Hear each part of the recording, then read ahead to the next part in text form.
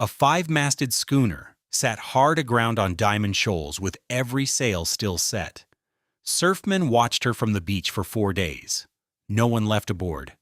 This is Cape Hatteras, where about 2,000 wrecks are documented and some estimates run past 5,000. The easy answer is the sand, shifting bars that reach miles out to sea. Every captain had them charted. They sailed beside them on purpose. From an ironclad in 1862 to a tall ship in 2012, crews died within sight of help, and the distance to shore was the least useful number on the ship. Hold that last idea because it is the whole story, and it takes a while to prove. Look at the shape of the coast first. The Outer Banks of North Carolina are a thin chain of barrier islands, in places only a few hundred yards wide, running southeast from the Virginia line for roughly 70 miles before they bend hard at a point of sand below the village of Buxton and turn back to the southwest. That bend is Cape Hatteras.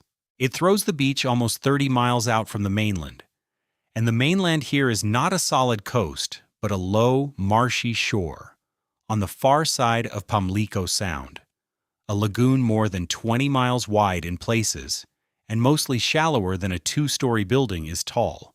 A ship that draws 20 feet cannot hide in there. She cannot hide behind the islands either because the islands are barely above sea level, and the inlets through them open and close on the schedule of storms rather than the schedule of commerce. Oregon Inlet and Hatteras Say Inlet, the two gaps that shaped the modern map of the Banks, were both cut by a single hurricane in September 1846. One night of weather rewrote the navigation of an entire county. So the first fact about this place is not danger. It is the absence of exits. The second fact is water moving.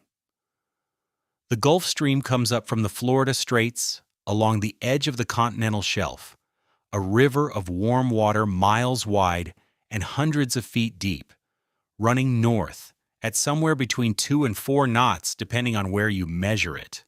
Off Cape Hatteras, the shelf pinches in until the deep water is only about 20 to 25 miles from the beach, closer than almost anywhere else on the American East Coast, and the stream comes with it. At the same time, a colder current slides south along the shore, fed by water pushed down the mid-Atlantic coast from the north.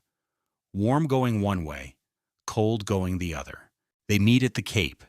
When two bodies of water moving in opposite directions collide, the sediment they carry stops being carried. Sand travels along this coast in the surf zone, pushed by waves that strike the beach at an angle, and on the Outer Banks it travels toward the Cape from both directions at once, from the north down the long, northeast-facing beaches, and from the south along the shore below the point. It piles up where the currents cancel. It does not stop at the waterline. It keeps going, out under the sea, a submarine extension of the Cape itself. That is Diamond Shoals. Not a reef, not a rock, not a wreck-strewn ledge. A ridge of loose sand that continues the shape of the land underwater for somewhere between 8 and 14 miles offshore, depending on which survey and which century you consult, split into separate bars with deeper channels between them. Over the worst of it, the water can be a few feet deep.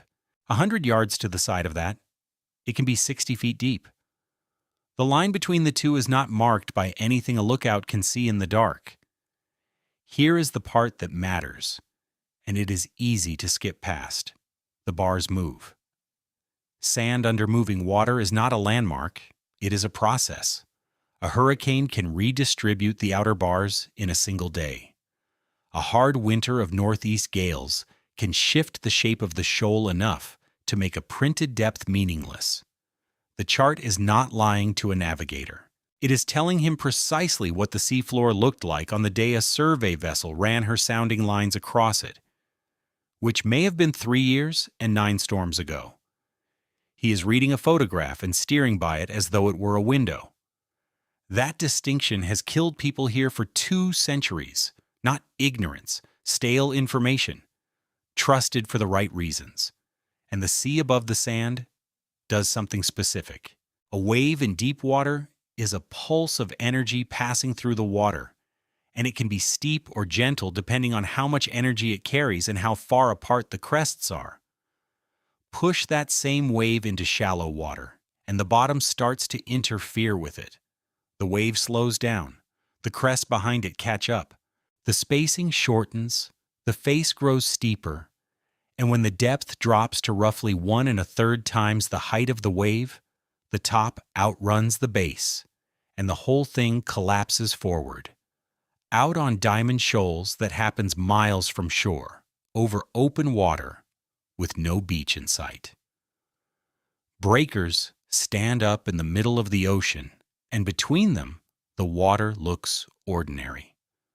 For a wooden hull, the mechanism is brutally simple. She touches once and lifts off. The impact opens a seam somewhere, not dramatically, just enough. She comes down again on the next crest harder because now she has less buoyancy in her forward sections and less speed to carry her through. The third contact stops her. The moment a vessel stops moving in a breaking sea, she becomes a fixed object in a moving fluid, and the sea begins to take her apart at the rate of one wave every 6 or 8 seconds, hour after hour, while everyone aboard watches. Add the current, and it gets worse in a way that surprises people who have spent their lives at sea elsewhere. When a northeast gale blows here in winter, the waves it builds run to the southwest, straight into the face of a Gulf Stream flowing north at 3 or 4 knots. Opposing current compresses a wave train. The energy is unchanged, but the distance between crests shrinks, so the same amount of water has to stack into a shorter horizontal space. The result is not bigger seas. It is seas that arrive too soon after one another, short and steep and vertical-faced, hitting a ship before she has finished rolling back from the last one. Any mariner who has worked this coast will tell you the same thing in his own words. The sea off Hatteras does not knock you down with one blow. It refuses to let you stand up. Now put a person in it, not a fleet, not a map. One helmsman, at night, in February, on a wooden coasting schooner, loaded to her marks with coal out of Norfolk, bound for Charleston or Savannah or the West Indies. He has a compass lit by an oil lamp in a brass binnacle, a lead line, a chart of the shoals that he trusts about as far as any sensible man trusts a chart, and a captain who has been awake for 19 hours. It is snowing. He cannot see the lighthouse. What he can hear, sometimes, when the wind lulls, is surf on his right hand, and he is not certain whether it is the beach or the outer bar, because both sound identical, and they are 11 miles apart. That is Cape Hatteras from the deck. Everything that follows is a variation on that one problem, which raises the question that this entire coast is built around, the one that sounds naive until you look at the money. If the shoals are charted and every captain in the trade knows exactly where they are, why is anyone within 11 miles of them at all? Because of the Gulf Stream and because of arithmetic. A ship going north from the Caribbean or from Charleston toward New York or Boston wants the stream. She sits in it and gets 3 or 4 knots for free day and night without burning a pound of coal or setting an extra sail. In the age of sail, that could be the difference between a profitable voyage and a ruinous one. Northbound traffic hugs the deep water outside the shoals and is happy to do it. Southbound is the problem. A vessel going the other way has to fight that same 3 or 4 knots. For a coasting schooner making 6 or 7 knots through the water, being set back 3 knots is not an inconvenience. It is a 50% tax on the voyage. Days added. Wages paid. Freight delivered late, sometimes under a contract with a penalty. There are 2 ways out of it. The first is to swing far to the east, 100 miles or more offshore, get outside the stream entirely, run south in open ocean, and then come back in. That costs distance, and it puts a small wooden vessel out where nobody will ever find her if something breaks. The second is to go inside, close along the beach, inside the shoals, in the countercurrent, where the cold water is running south and helping instead of hurting, in a channel between the bars that local men called the Slough. It is shorter, it is faster, it is cheaper, and it threads the entire southbound trade of the eastern seaboard through a gap between a shifting sandbank and a barrier island, in a place with no harbor, in weather that regularly removes all visibility. That is the toll booth. Every southbound master for a century and a half stood on his quarterdeck and made the same commercial decision: pay in distance or pay in risk. Most of them paid in risk because most of them made it, because thousands of vessels went through that gap every year and the great majority came out the other side. Which is exactly what makes the wreck so hard to explain by pointing at sand. The sand was never a secret.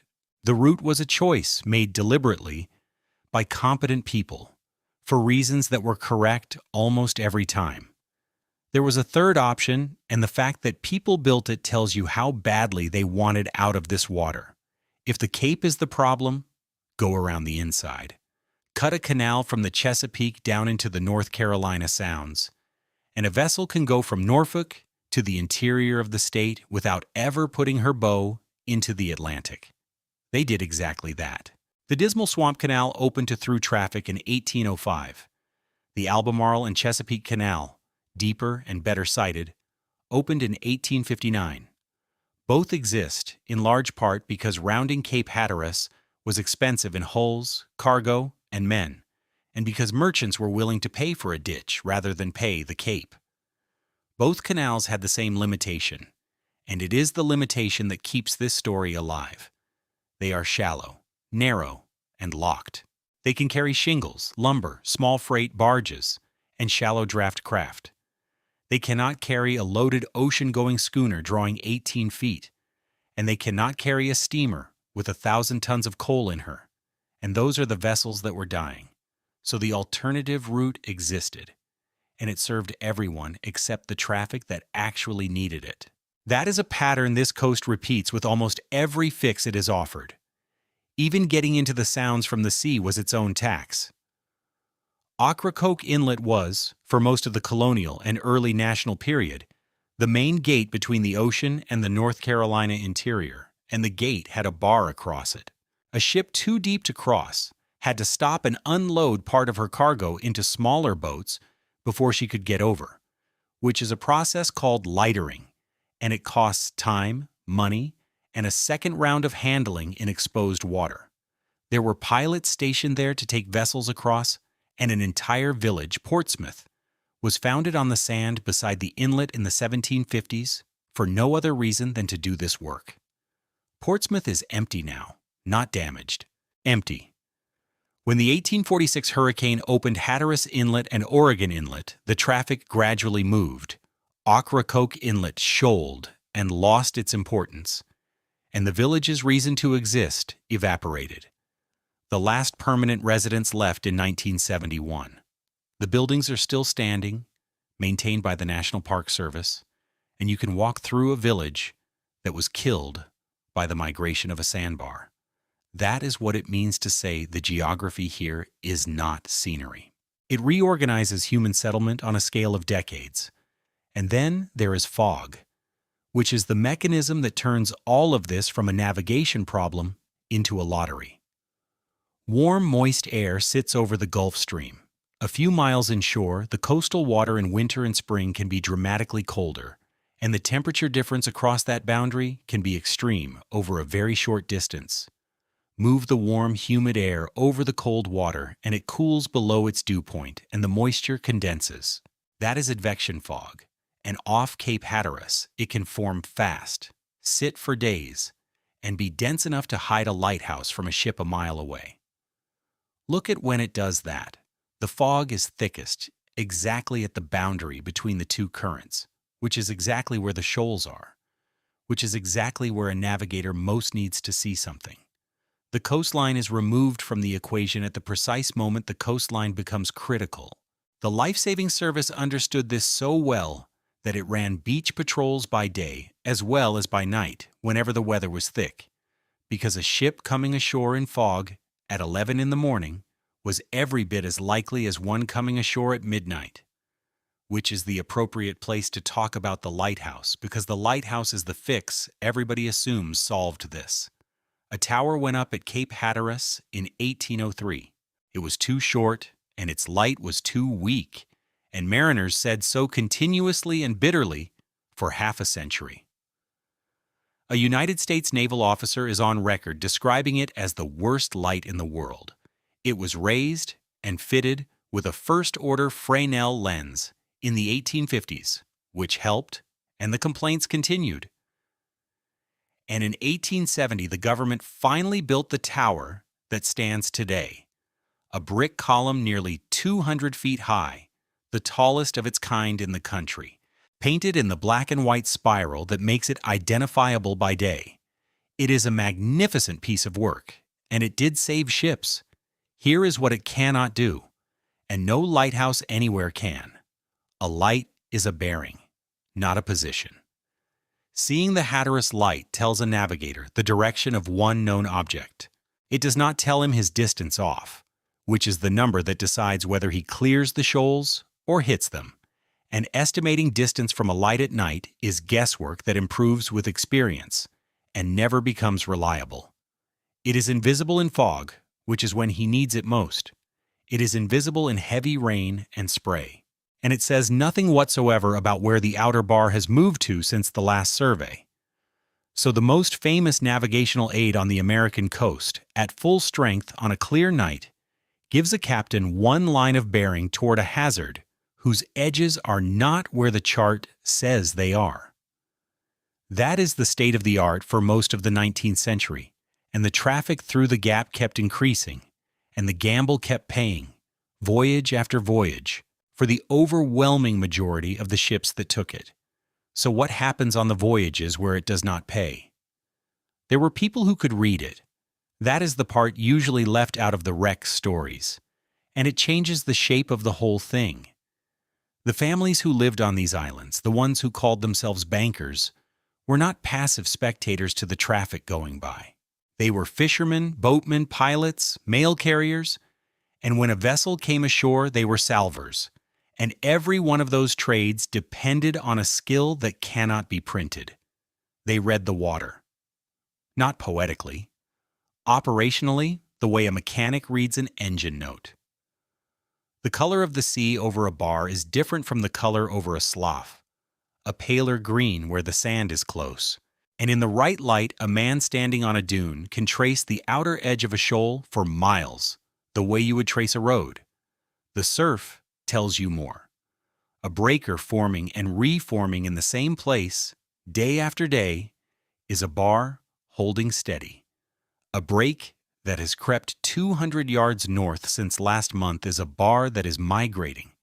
And if you are launching a boat through it next week, you had better know that. Swell direction tells you what weather is coming from 300 miles away before any instrument on the island can.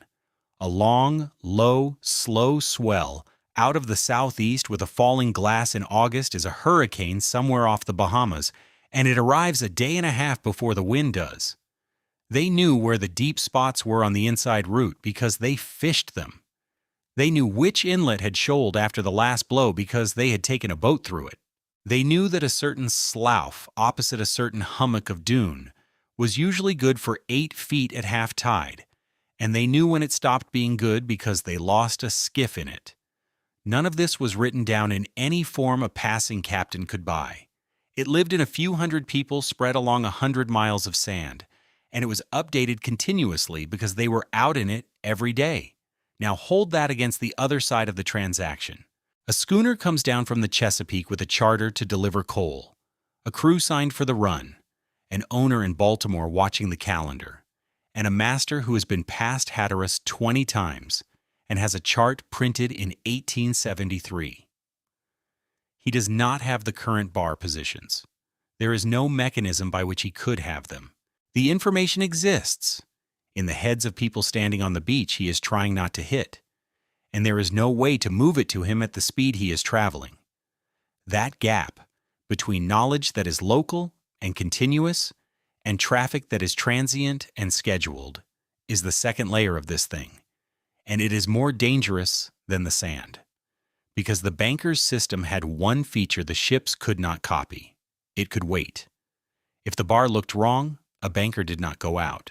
If the swell was building, the fishing could happen on Thursday. Nobody lost a contract. Nobody was fined. The entire local method of surviving this coast rests on the ability to postpone. And postponement is precisely what a commercial vessel, a naval squadron under orders, or a ship already at sea in worsening weather does not have. Adapt to the region or force the region into your schedule. Everyone who died here was on the second side of that line, usually not because they were arrogant, but because the schedule belonged to somebody else. You can watch the two systems fail to connect in the wrecking economy itself. When a ship stranded on the outer beach, word traveled along the banks by horse and by boat, and men came with carts and mules to take off what floated in. Whole villages were framed with timber that arrived by shipwreck because there is no forest of building lumber on a sandbank, and every board on the outer banks came from somewhere else. Doors, mast sections, deck planking, cargo. Houses on Hatteras and Ocracoke still stand on beams that came ashore off a hull. That is not folklore. It is the logical consequence of a treeless island next to a shipping lane with a 100% failure rate over enough years. And those same families were the ones who went into the water after people. Before there was any federal organization, before any of it was paid, rescue on this coast meant local men launching local boats through local surf on the strength of their own judgment about whether it could be done. Sometimes the answer was no. That answer was made by people who would have to live in the same village as the survivors, or the widows, and it was made without a single instrument. Keep that in mind because in a moment, the United States government is going to try to industrialize it. Through most of that century, the machinery of rescue on the Outer Banks was nothing. There was the light on the Cape, which tells a ship where the danger is, and can do nothing whatever for her once she is in it. There were pilots at the inlets. There were fishermen with boats. There was no organized crew of paid men, drilled and equipped, standing by on that beach with the specific job of going out after a stranded ship. Not until 1874, when the first 7 life-saving service stations went up on the North Carolina banks. That date matters, and it will matter twice. So when the ship in the next part of this story came down the coast, on the last day of 1862, everything I have just described was already true. The shoals were there. The stream was there. The steep, short seas over the bars were there. The families who could read them were there, watching from the dunes. With no boats fit for what was happening offshore, and no organization behind them, and the vessel coming down toward the Cape was the most radical warship afloat, the one every admiralty in the world was studying. She also had a shape that had never once been tested in an ocean. The USS Monitor was 10 months old. She had fought the CSS Virginia at Hampton Roads in March 1862 and ended the age of wooden fighting ships in an afternoon, and every navy on Earth was redrawing its plans because of her. She was iron. She carried 2 11-inch guns and a revolving turret that weighed something like 120 tons. She was nearly impossible to hit and nearly impossible to hurt. She was also, by design, almost entirely underwater. John Erickson built her with a freeboard of roughly 1.5 feet. Her deck sat that far above the sea, and the sea was expected to wash across it, which is fine in a river and fine in a harbor. The hull was really 2 hulls, a lower one carrying the machinery and the crew, and an upper armored raft laid on top of it that overhung the lower hull by several feet all the way around, presenting a flat iron underside to anything that came up from below. The joint between those 2 hulls was packed with oakum, which is tarred rope fiber hammered into a seam, the same material used to caulk wooden decks. The turret did not sit on a watertight bearing. When it was not turning, it was lowered onto a brass ring, and the gap was stuffed with more oakum and rope. That is not a defect. It is a design intent. She was built to fight in Hampton Roads and the James River. Erickson said as much. Nobody sensible thought she was an ocean-going ship, and everybody knew it. And in December 1862 she was ordered to sea anyway, because the Union needed armor off Beaufort and then off Charleston. And the only way to get armor to North Carolina was to take it there. On the 29th of December, she left Hampton Roads under tow by the sidewheel steamer USS Rhode Island, with Commander John P. Bankhead in command, and about 62 men aboard. The weather was good. This had been done before, in March when they brought her down from New York and nearly lost her twice on the way, so nobody was under any illusion about how she behaved in a seaway. They had a tow. They had a consort in sight. They had 150 miles to run. Through the 30th, the wind came up from the southwest and the swell built. By the afternoon, the ship was doing something specific and diagnostic, and the men aboard could feel it through their boots. When she came down off a sea, the flat underside of that armored overhang slapped the water, not a splash. A blow, delivered along the entire length of the ship into the exact joint where the two hulls met and where the packing lived. The Oakham had swollen in salt water for months, and it had always leaked a little, and that had always been acceptable. Now the leak was not a little. Water came in around the base of the turret because the turret was resting on rope. Water came in through the hawse pipe where the anchor chain led down. Water came down the blower pipes. And the blowers are the detail that decides this story. The Monitor's fires needed forced draft. Blowers pushed air to the boilers. Wet the blower belts, and the draft falls off. And when the draft falls off, the steam pressure falls off. And when steam pressure falls off, you lose the pumps. And the pumps are the only thing holding the sea outside the ship. It is a loop that closes on itself. Every gallon that gets in makes it slightly harder to get the next gallon out. The same loop had nearly finished her 9 months earlier in exactly the same water. By evening, they were bailing. Men formed lines and passed buckets up through the turret, which is a phrase easy to read past. Understand what it means. In an iron ship with 1.5 feet of freeboard, in a rising sea, at night in December, the only way out of the hull is a hatch in the roof of a gun turret, reached by a ladder, and the only way onto the deck from there is to climb over the turret's rim into water that is running across the plating at chest height. They tried everything a competent crew tries. They started the centrifugal pump. They kept the Worthington pumps going as long as there was steam for them. They plugged what they could reach. Bankhead ordered the anchor let go to bring her head up to the sea and take the beating on the bow instead of the quarter. He hung a red lantern above the turret, the signal that she was in distress, and the Rhode Island saw it. Then the sequence stopped being about the ship and started being about the transfer, which is where most of the dying happens in this coast's history. The tow hawser had to go. Cutting a heavy cable under strain in the dark on a wave-swept iron deck is a job for men working with axes while holding on with one hand. And when it parted, the line went into the sea near a steamer with exposed paddle wheels. It fouled the Rhode Island's wheel. For a period of time, the rescue ship, in a gale, next to a sinking ship, could not maneuver. The Rhode Island got her boats away.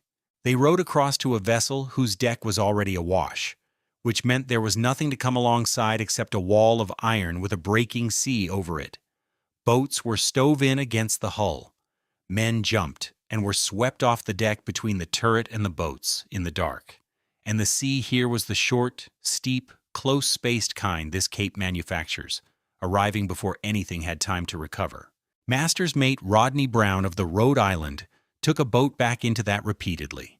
And the fact that anyone at all came off the Monitor is largely down to boat crews doing that over and over. Some of the Monitor's men would not leave the turret. That is recorded, and it is not cowardice. It is arithmetic. Inside the turret, you were dry and out of the wind, and every man who had gone across that deck in the previous hour had a visible chance of not making it. Staying still felt survivable right up until the moment it was not. And the boats had their own problem, which is the one nobody plans for. A pulling boat that leaves a wreck at night in a gale has to find its way back to a moving ship, and the ship is showing lights that vanish behind every crest. Reported accounts of that night include a boat from the Rhode Island that lost contact in the dark and never regained her, drifting until she was picked up the following day by a passing schooner. The rescue vessel searched until daylight before she had to give up and run for port. That is a category of loss that will recur in every era of this story, not the sinking.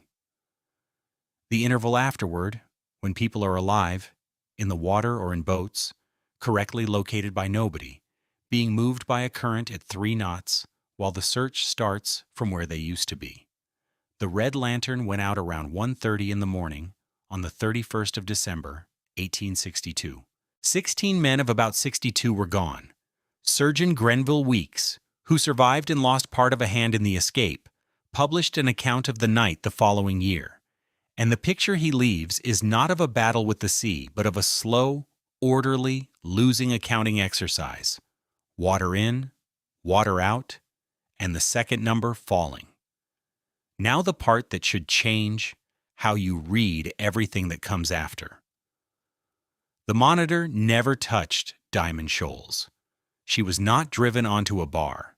She did not strand. She went down in something like 230 to 240 feet of water, roughly 16 miles south-southeast of the Cape Hatteras Light in the open sea. Divers found her there in 1973, upside down with a turret underneath the hull, and in January 1975, that patch of seabed became the first national marine sanctuary in the United States.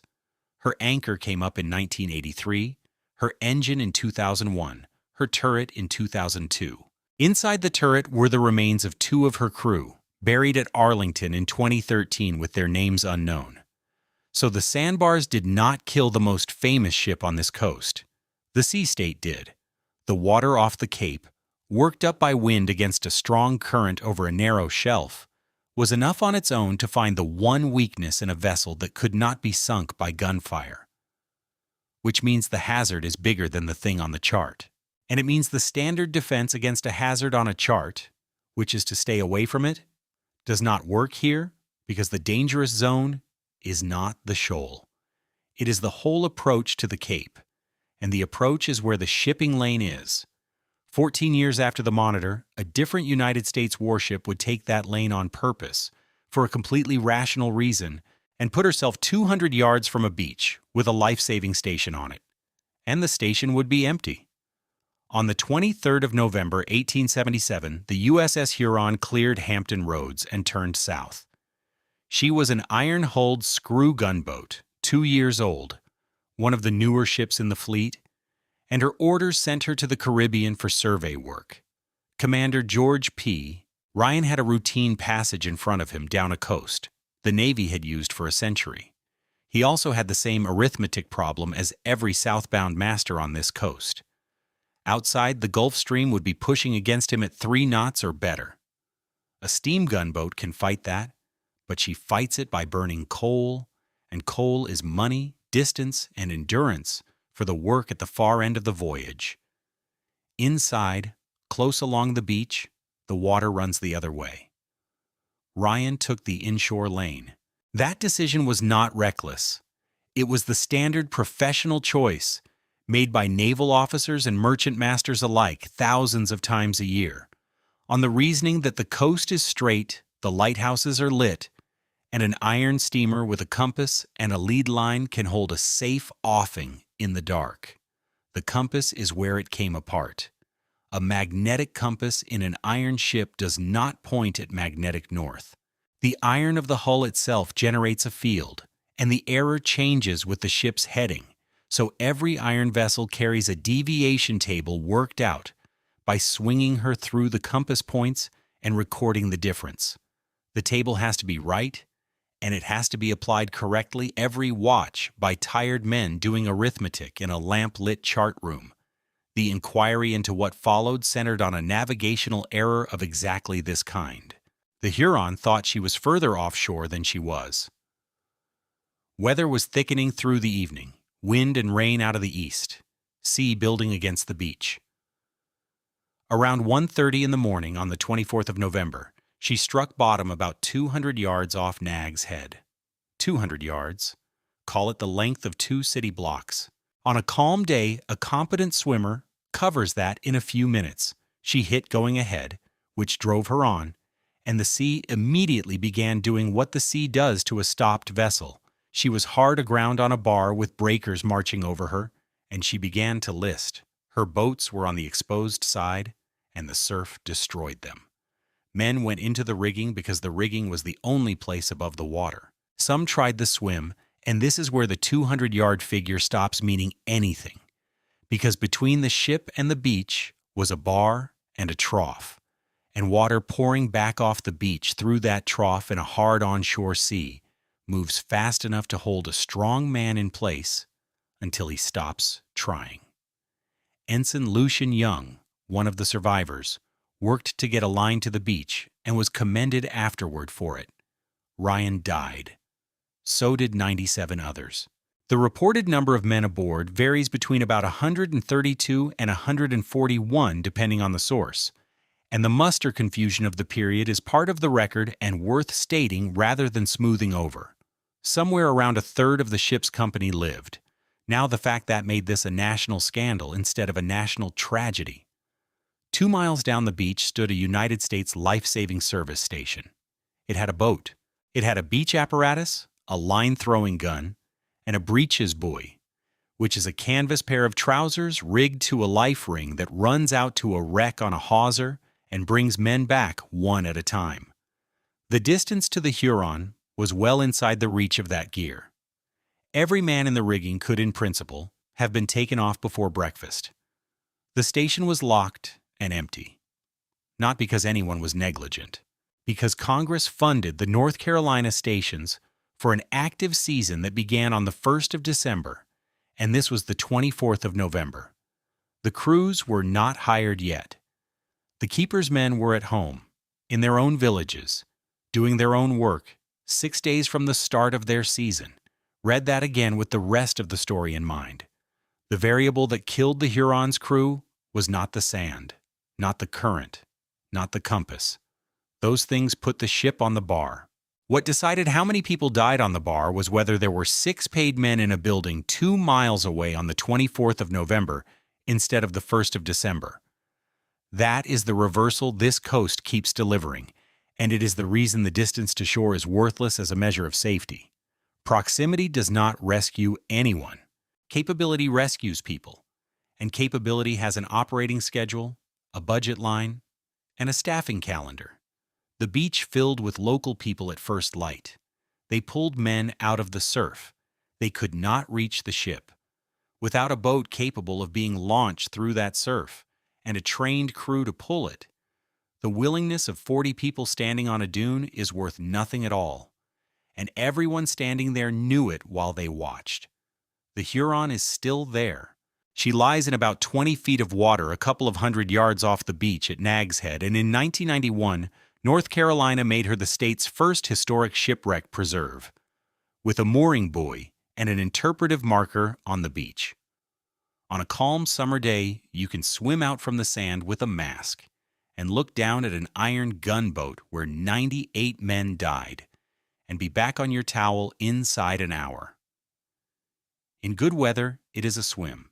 In an onshore gale at 1:30 in the morning in November, with no boat crew on duty, it was the end of the world. The story broke in the newspapers, and the country reacted the way countries do, with 2 weeks of fury. Then, on the last day of January 1878, 68 days later, it happened again 23 miles up the same beach. The steamer Metropolis was old, and she was carrying the wrong thing. She left Philadelphia bound for Brazil with a cargo of railroad iron and something close to 250 people aboard, most of them laborers hired to build a railway in the Amazon basin.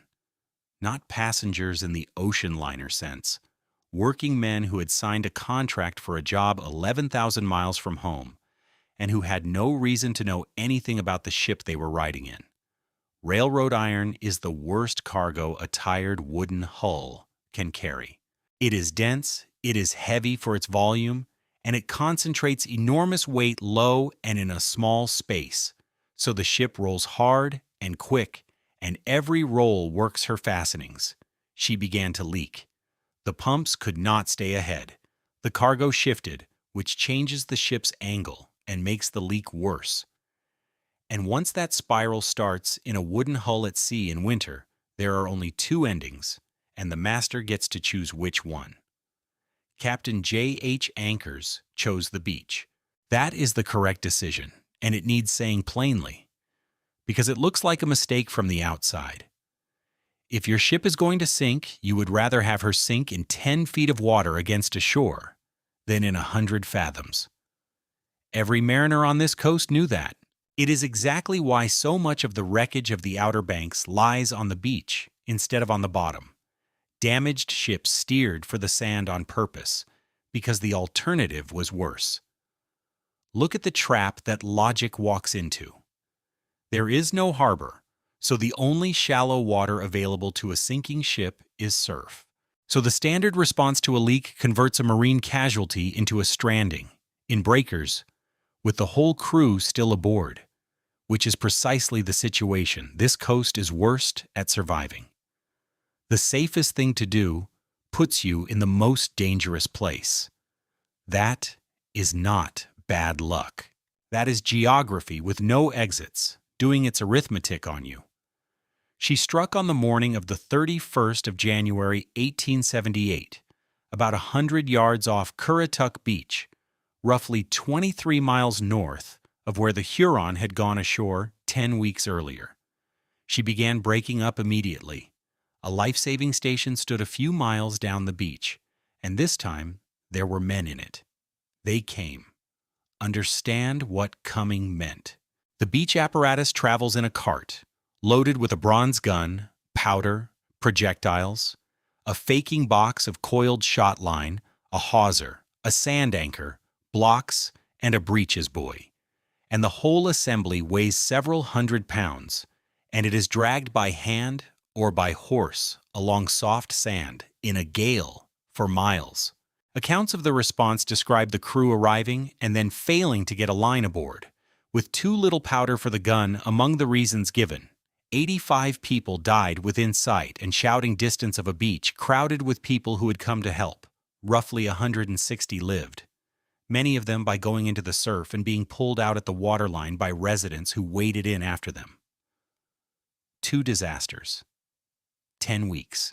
183 dead, all of it within a few hundred yards of the United States. Congress moved. And this is one of the rare moments in this story where an institution responds to a lesson by fixing the actual mechanism rather than the appearance of it.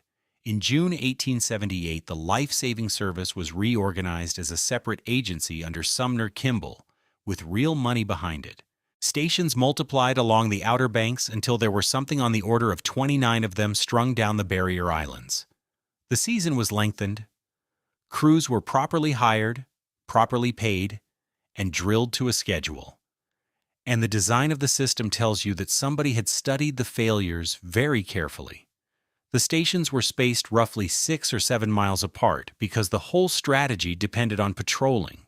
Every night, and in fog or thick weather by day, 2 surfmen left each station and walked the beach in opposite directions, one going north, one going south, each carrying Coston signal flares. Halfway between 2 stations stood a small shelter, and inside it hung a set of numbered checks or a clock to be punched. The patrolman from one station and the patrolman from the next met there, exchanged tokens or registered the time, and turned around.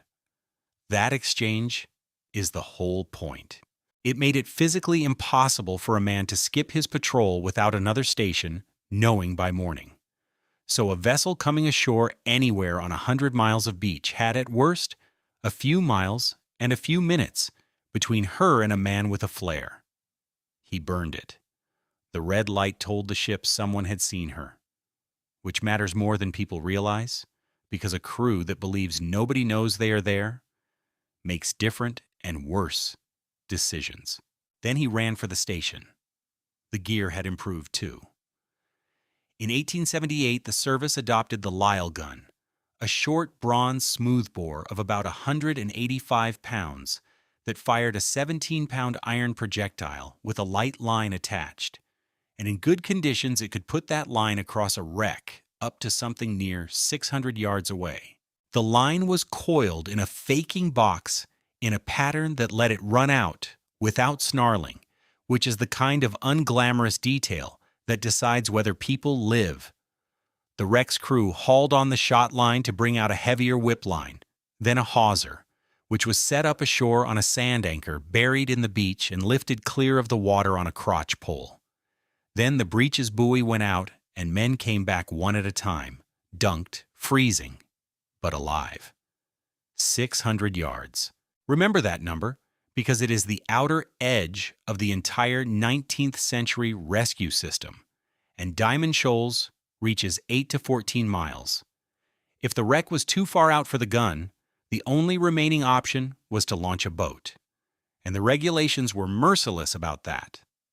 The keeper was expected to attempt it.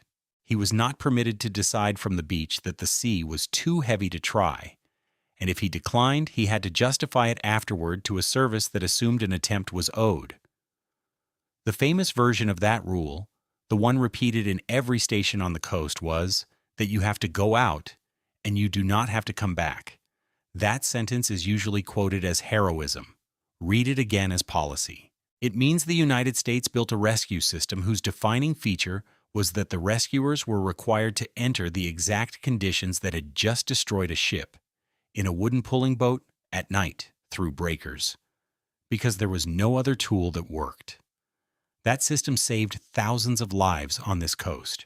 It also put the men doing the saving under a written obligation to take the risk that had just destroyed somebody else. And within 20 years, 2 events on this beach would show both halves of that at once. Station number 17 stood on Pea Island, a strip of sand between the sea and Pamlico Sound south of Oregon Inlet. In 1880, the service appointed Richard Etheridge as its keeper. He had been born enslaved on Roanoke Island, had served in the Union Army with the 36th United States Colored Troops, and he was, in the assessment of the officer who recommended him, one of the best surfmen on that part of the North Carolina coast. He was the first black keeper in the life-saving service, and Pea Island became the only station in the country with an all-black crew. The building burned not long after he took charge. It was rebuilt, and he ran it for 20 years. On the 11th of October, 1896, a hurricane put the schooner E.S. Newman ashore about 2 miles south of the station. Aboard were Captain Sylvester Gardner, his wife, their 3-year-old son, and the crew. 9 people. The apparatus was useless. Storm tide had flooded across the island, so the beach was underwater, and the whole beach apparatus method depends on a buried sand anchor holding a hawser under strain. There was no dry sand to bury it in and nowhere to set the gear up. The tool the service had spent 18 years perfecting did not apply. Etheridge's answer was to remove the tool. He tied 2 surfmen together with a line, Theodore Meekins and Stanley Wise, and sent them into the water with the other end tended from shore. They waded and swam out to the wreck, took 1 person, and were hauled back. Then they went again and again. 10 trips through breaking surf in a hurricane, 1 human being at a time, and every one of the 9 came off alive, including the child. The Coast Guard awarded Etheridge and his crew the Gold Life-Saving Medal for that night in 1996, 100 years later. 3 years after the Newman, the strongest storm this coast had seen in living memory came ashore. In August 1899, the hurricane remembered here as San Kiriaco crossed the Outer Banks and stayed for the better part of 2 days. And it did something more permanent than wreck ships. It flooded the village of Diamond City on Shackleford Bank so thoroughly that the residents gave up and left, floating their houses across the Sound and rebuilding them on the mainland. An entire community on this coast concluded that the arrangement was not survivable and relocated. In the middle of that storm, at around 3 in the morning on the 18th of August, A surfman named Rasmus Midget was riding the beach patrol out of Gull Shoal Station, alone. The tide had cut the island up, and the wind was over the top of anything the station could work in. He found the barkentine Priscilla broken apart in the surf. Her captain, Benjamin Springsteen, had already lost his wife, his son, and a boy of the crew when she first came apart. Midget had 10 men still alive in front of him, and no possibility of getting the beach apparatus there in time, if it could be got there at all. So he went down into the wash, between waves, timed it, shouted for one man to jump, and dragged him up the beach. Then he went back. 7 men came off that way. The last 3 could not jump because they were too badly hurt or too far gone, so he climbed into the wreck and brought them down one at a time on his back. 10 men, 1 surfman. He was awarded the Gold Life-Saving Medal, and if you want a single image of what the life-saving service actually was on this coast, it is not a boat crew in a photograph. It is one man on a horse at 3 in the morning deciding that the correct number of attempts is however many are required. Neither of those rescues was luck, and the drill schedule is the reason. A life-saving station crew worked to a fixed weekly routine. One day was beach apparatus practice, one day was boat practice, one day was signal flags, one day was resuscitation of the apparently drowned, taught, and repeated until it was automatic. The beach apparatus drill had a standard attached to it. Set up the gear against a wreck pole planted in the sand, fire the line, rig the hawser, and land a man in the breech's buoy, all inside about 5 minutes. 6 men, several hundred pounds of equipment, under time, every week, all season, for years. That is what turns a group of fishermen into a rescue crew. Not courage. Repetition, until the sequence survives darkness, cold, exhaustion, and the fact that the man on the other end of the line is screaming. So the system worked. That is the honest verdict. Between the 1880s and the First World War, the surfmen of the Outer Banks took thousands of people off wrecked vessels. And the annual reports of the service are page after page of strandings with the entire crew saved. Which forces the uncomfortable question. If there are 29 stations on this beach, patrolled every night, drilled every week, with gear that works, and men who will go out in anything, why does the list of dead keep growing? Because of the 600 yards. Every rescue I have just described happened close in. The Newman was 2 miles from the station but a short distance off the beach. The Priscilla was in the surf. Etheridge's men swam it. Midget walked it. The entire apparatus of the United States Life-Saving Service, at its absolute peak, could reliably reach a stranded vessel out to the range of a line-throwing gun and, in exceptional conditions with exceptional men, somewhat beyond it in a pulling boat. Diamond Shoals starts around 8 miles out and runs to 14. A ship that strikes the outer bars is not in the rescue system's world at all.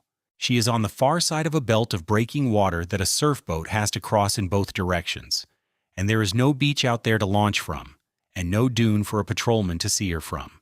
The life-saving network solved strandings on the beach. It could not solve the shoals, and the shoals are what the Cape is famous for. The government understood this. Its answer was to stop trying to rescue ships out there and start trying to keep them from going out there by anchoring a manned vessel on the seaward edge of the shoal with a light on her mast and her name painted across her side in letters visible for miles. Lightships. And the history of that idea on this particular shoal is close to farce. The station was first established off Diamond Shoals in 1824. The first vessel could not hold her ground and was gone within a few years. Others dragged their moorings, parted their chains, went ashore, or were blown off station by hurricanes and had to be replaced. Think about the job description. You take a small vessel with no engine worth the name, you anchor her permanently in the worst sea state on the eastern seaboard, on the outside of a shoal that breaks in bad weather, and you require a crew to live aboard her for weeks at a time, on purpose. In the place every other ship in the ocean is trying to avoid, there is no way to do that safely. There is only a way to do it usefully. By the 20th century, they had it more or less working.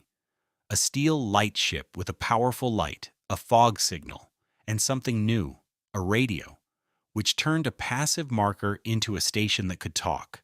She could report weather. She could warn vessels. She could relay a distress call from a ship in trouble to the shore, which is the first time in this entire story that information could travel faster than a hull. Then, in the summer of 1918, a submarine came to Cape Hatteras and discovered exactly what that radio was worth. By the middle of 1918, Germany was sending a handful of very large submarines across the Atlantic to work the American coast directly. These were not the small boats of the North Sea. They were long-range cruisers built to stay out for months, armed with deck guns heavy enough to sink a merchant ship without spending a torpedo, and fitted to lay mines. They came to Cape Hatteras for the same reason everything else in this story comes to Cape Hatteras. Traffic has to round the Cape, and around the Cape the traffic is squeezed into a narrow band by the shoals on one side and the Gulf Stream on the other. A submarine sitting off Diamond Shoals does not have to search the ocean. The ocean delivers. That is the same geography that made the place a toll booth for schooner captains working in a new direction. The shoal that forces ships into a lane is indifferent to what is waiting in the lane. On the 6th of August 1918, the submarine U-140 under Waldemar Kopp-Hamel went after the American steamer Merak off the shoals. The Merak ran. Running from a surfaced U-boat with a deck gun in a merchant steamer in daylight is a losing proposition, and the direction she ran was toward shallow water, because shallow water is the only cover a merchant ship has against a submarine. She went aground on the shoals. Consider what that means about the choices available. A ship's master, under fire, deliberately puts his vessel onto the most notorious sandbank on the American coast, because the sandbank is the less dangerous of the two things in front of him. He was not wrong. His crew got off. Anchored a few miles away was Lightship Number 71 on the Diamond Shoal station. She had a light, a fog signal, and a radio. Her operator sent out a warning to all shipping in the area. An enemy submarine was operating off Cape Hatteras. That transmission is the reason this incident belongs in the story, because it worked. Vessels heard it and turned away or put into shelter, and the standard lightship history compiled by Willard Flint credits the broadcast with keeping more than 25 ships out of that water. It also told U-140 exactly where the transmitter was. Radio in 1918 was not a private line. A signal goes out in every direction, and anyone with a receiver hears it, and a warship with direction-finding equipment can take a bearing on it. The lightship, in the act of protecting other vessels, announced her own position and announced that she was watching. The submarine came for her. Now sit with the specific horror of the lightship's position because it is unique in maritime work. A lightship is not a ship in any useful sense. She is a marker with a crew inside it. She is moored to the bottom by a heavy chain and a mushroom anchor. On a station she is legally required to hold, in the exact spot where the worst hazard is. She has minimal power. She cannot outrun anything. She cannot maneuver. Her entire professional purpose is to remain in place while everything else moves. There were 12 men aboard.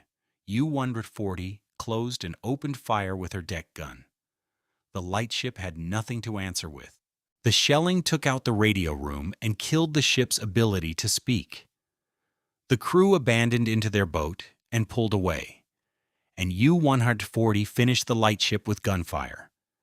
She went to the bottom on her own station, the only United States lightship ever sunk by enemy action. The 12 men then had to row ashore. That sentence deserves unpacking because it is the whole coast in miniature. They were roughly a dozen miles out, on the seaward side of Diamond Shoals, in an open boat in August, with the Gulf Stream running north at 3 knots and a bar system between them and the beach that breaks when the swell is up. To get home, they had to cross the shoals in a pulling boat. The thing their ship existed to warn other people away from was now the last obstacle between them and the beach. They made it. All 12 landed on the banks. Here is what that day proves, and it is not what the newspapers took from it. The problem at Cape Hatteras had never been a lack of information. It was the delivery of information into a place where the deliverer is inside the same trap as the recipient. The life-saving stations could see a wreck on the beach, but could not reach one on the shoals. The lightship could reach the shoals, but could only stay there by being anchored, defenseless, in the worst position on the coast. Every solution this place has ever been offered has required somebody to go and live at the sharp end of it. And the lightship's warning did save ships.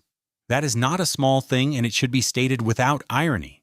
12 men lost their vessel and rowed 12 miles, and more than 24 other ships did not meet a submarine that week because of a message those men sent, knowing that sending it would be noticed.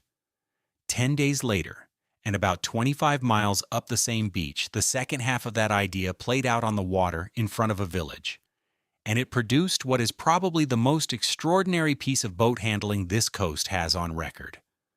The tanker Merlot was British, and she was carrying refined petroleum up the coast toward Norfolk on the 16th of August 1918. 51 men aboard, under Captain William R. Williams. She was doing what tankers do, moving fuel along a coastline in a war, on a route that had no escort available and no realistic alternative because the cargo had to get north, and the coast is where the coast is. Around 4:30 in the afternoon, roughly 7 miles off the beach near Rodanthe, she blew up. What caused the explosion is genuinely disputed and has been for a century. United States Coast Guard accounts describe a torpedo from the submarine U-117. Other sources, including the North Carolina reference literature, describe a mine, one of a field laid by that same submarine. Both versions put U-117 in the water off Hatteras that week, which is not in doubt. The mechanism of the first blast is not settled, and I am not going to pretend it is. Everything after the explosion is documented in detail because a lot of people watched it from the beach. The Merlot's cargo came out of her and spread across the surface, and it caught.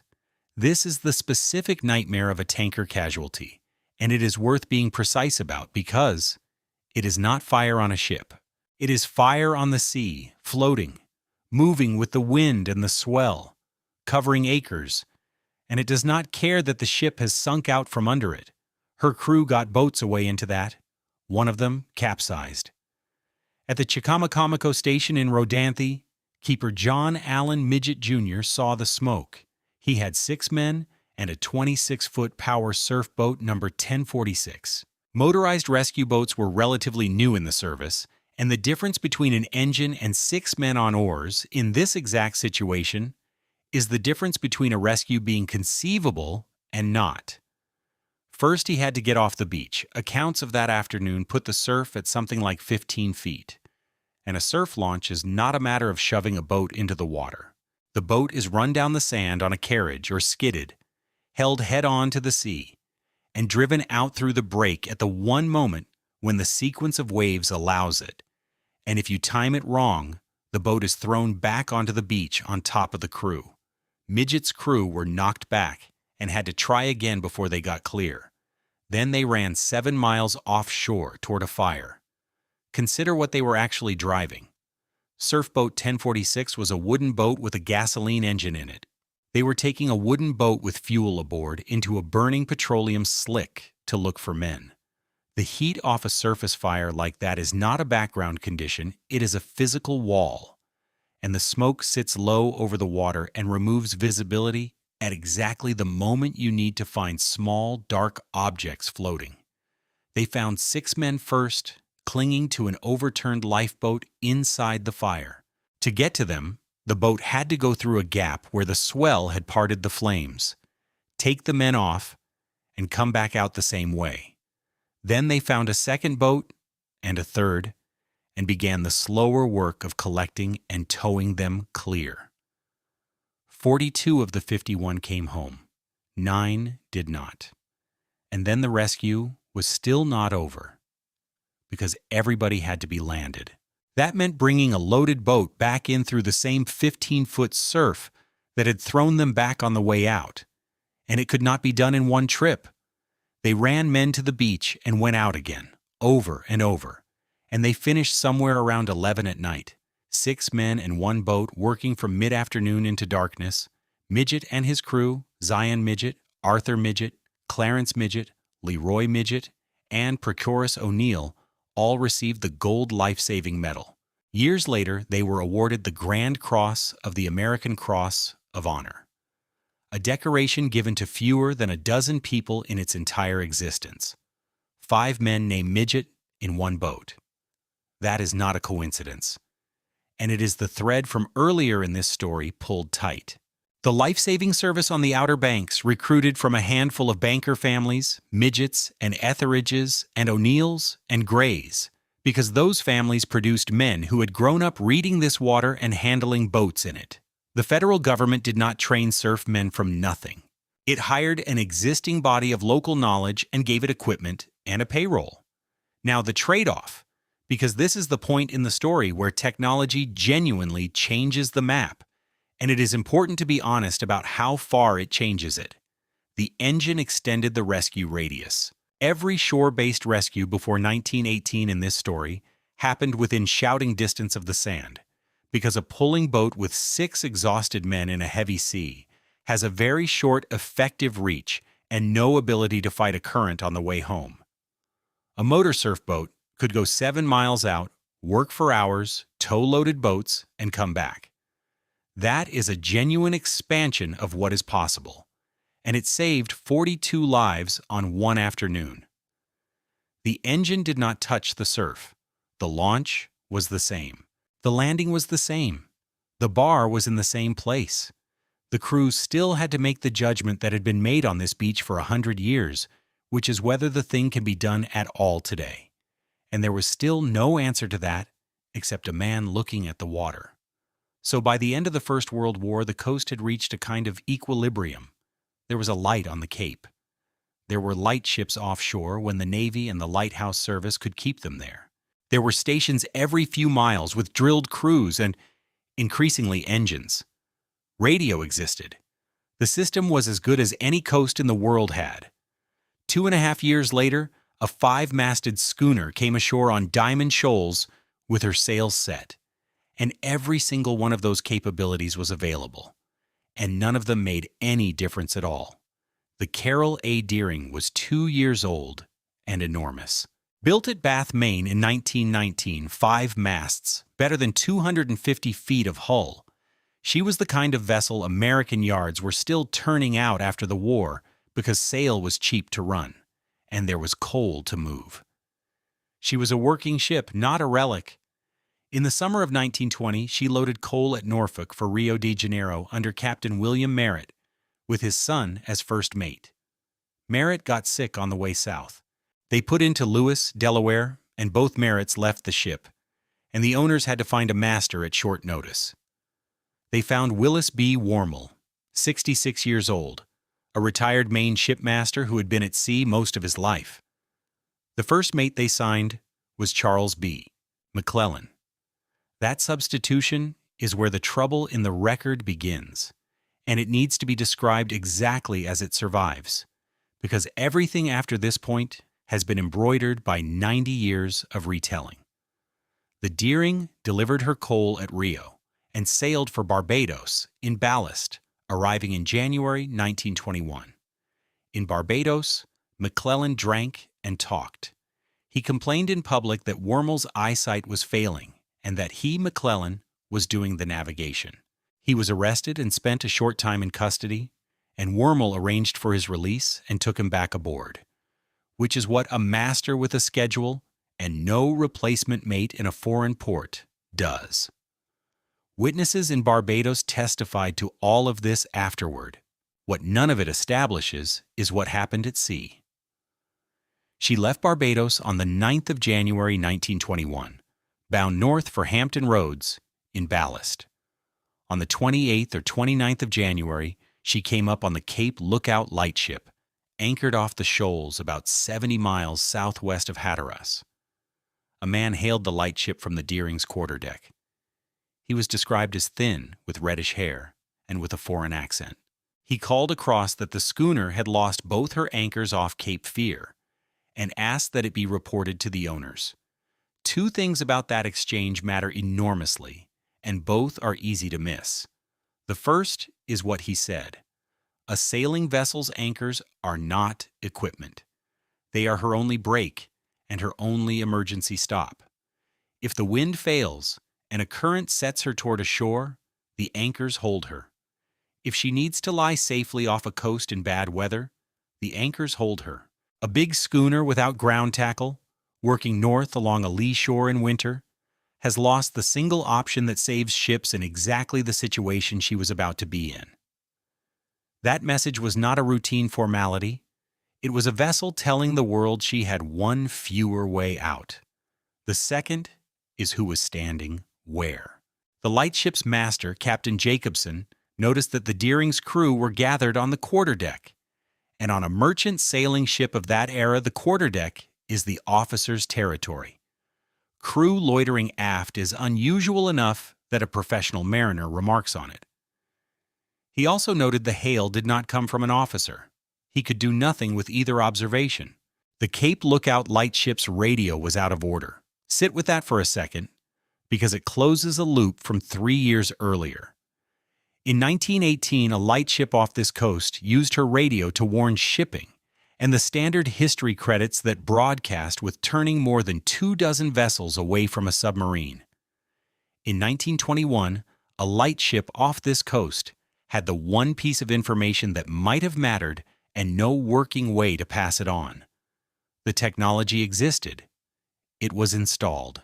It was broken, and nobody knew it was going to be needed that week. There is one more piece from that afternoon, and it is the seed of everything that came later. Not long after the schooner had passed, a steamer came up from the south and went by the lightship without answering her signals. Captain Jacobson reported it. A vessel declining to acknowledge a lightship is unusual, and in a period when Prohibition had put a lot of unregistered traffic on this coast, it was the kind of detail investigators seized on. It has never been established that the steamer had anything to do with the Deering. It is an unexplained observation in the same few hours, in the same few miles of water. And unexplained observations attract explanations the way a wreck attracts salvors. The Deering sailed on north. At 6:30 on the morning of the 31st of January 1921, a surfman named C.P. Brady, on watch at the Cape Hatteras Coast Guard station, saw her. She was hard aground on Diamond Shoals with all her sails set, seas breaking over her, and no one visible on deck. A ship with sails set is a ship nobody has secured. Furling sail is the first thing a crew does when a vessel strikes, because canvas driving against a stranded hull works her further onto the bar and tears her rigging apart. Sails set means either the crew left in a hurry, or the crew was not there to do it. The Coast Guard could see her. They could not get to her. This is where the entire modern apparatus of 1921 lines up on the beach and fails, and the failure is purely physical. She was on the shoals, in breaking water, miles out. A cutter cannot approach a wreck that sits in water shallower than the cutter draws, and the sea over the bars was breaking heavily. A small boat can cross a bar in the right conditions, but a bar with a 250-foot hull sitting on it becomes worse, because the wreck itself obstructs the flow and makes the sea around her steeper and more confused. The surf that week did not moderate. The cutter Seminole was sent and could not get in. Vessels stood off and watched.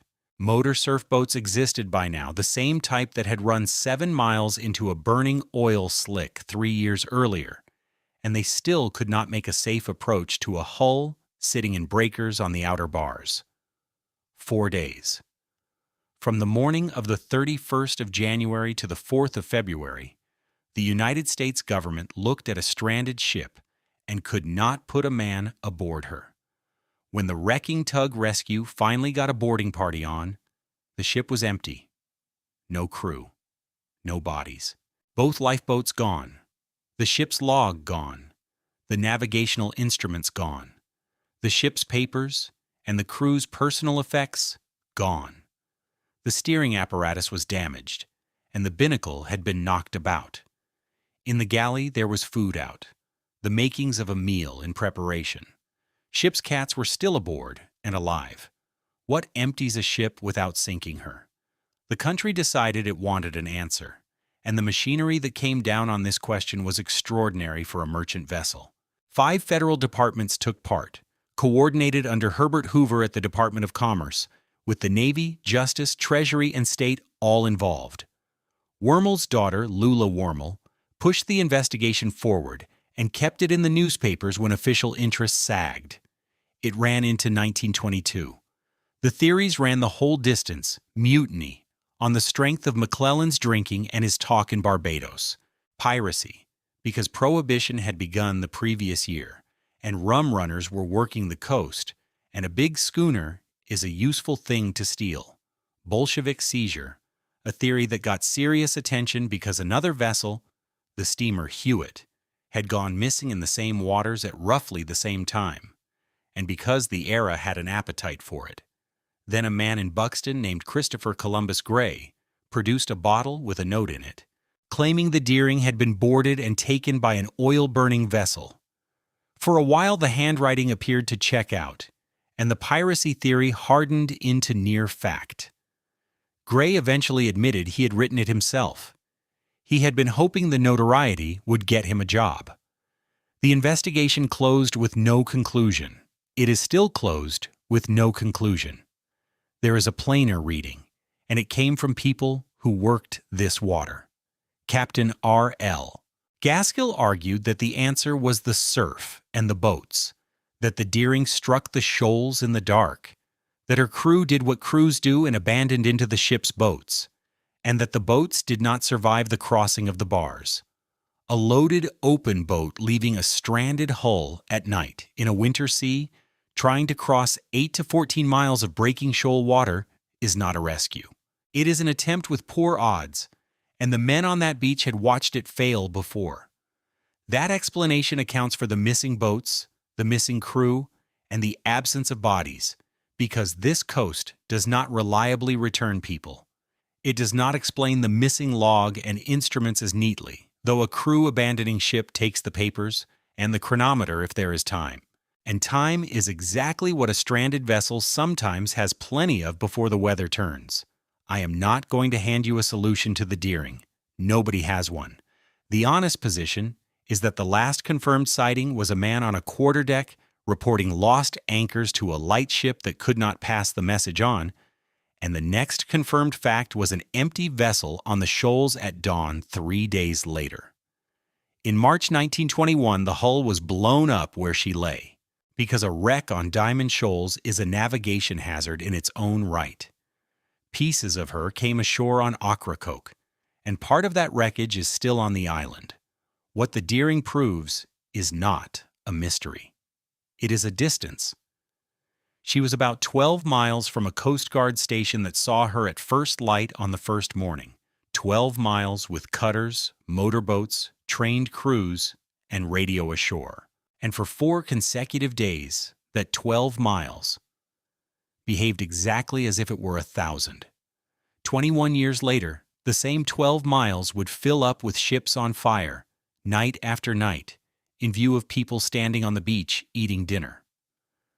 The United States entered the Second World War in December 1941. Within weeks, German long-range submarines were operating off the American East Coast, and by the spring of 1942, the water off Cape Hatteras had become the deadliest stretch of the American coast. The reason is a single sentence, and everything else follows from it. The Gulf Stream runs north past Hatteras, and tankers going north ride it. It is the same free 3 or 4 knots that made the outside route attractive to sailing masters in 1877. In 1942, it was attractive for a different reason: fuel. A loaded tanker carrying crude from the Gulf refineries to the industrial Northeast or onward to Britain saves real money and real time in the stream, and in wartime she saves something more valuable than either, which is the number of days she spends at sea being a target. So the tankers went where the current went, which is around the Cape, in a band a few miles wide, on a predictable heading, night after night, for months. You do not need to search for a target in a lane like that. You need to park in it. Two more things made the water off the Outer Banks worse than anywhere else on the coast. The first was the shape of the seabed. A submarine likes to work at the edge of the shelf, where deep water is close enough to escape into and shallow water is close enough to hunt in, and off Hatteras, those two things are practically on top of each other, because the shelf pinches to 20-odd miles. A U-boat could attack a ship in shallow water and be in hundreds of feet within the hour. The second was the shore itself, and this is the part that still causes arguments. American coastal cities were not blacked out in the first months of 1942. Boardwalks, hotels, streetlights, car headlights, and beachfront neon stayed on, and the effect of that on a ship a few miles offshore is not subtle. A vessel between a submarine and a lit coastline is a black silhouette against a bright background. She does not have to be found. She is drawn for you in outline, with her masts and her funnel and her deck line, and the submarine can sit low in the dark water to seaward, where nothing shows against the empty horizon. The decision not to dim the coast has been defended and attacked for 80 years. Resort economies were involved, coordination between the Navy, the Army, and civil authorities was involved. Whatever the balance of blame, the physical consequence is beyond argument. The lights were on, the ships were backlit, and the sinkings clustered exactly where the traffic was tightest. Roughly 90 ships were lost off North Carolina in a matter of months. Counts vary depending on where the boundary is drawn and whether damaged vessels are included, and the honest range in the sources runs from the high 70s into the 90s. Hundreds of merchant seamen died in that water, most of them civilians, working for wages, on ships that were unarmed or nearly so. The locals gave it a name, Torpedo Junction. And for the people living on the Outer Banks, the war was not a report on the radio. It was visible from the porch. Ships burned offshore at night close enough to read by. Explosions rattled window glass in Rodanthe and Avon and Ocracoke. In the morning, there was oil on the sand and cargo, and sometimes there were bodies. And the same families who had been pulling merchant crews out of the surf since the 1870s went down to the beach and did it again. This time with the additional job of burying men whose names nobody knew.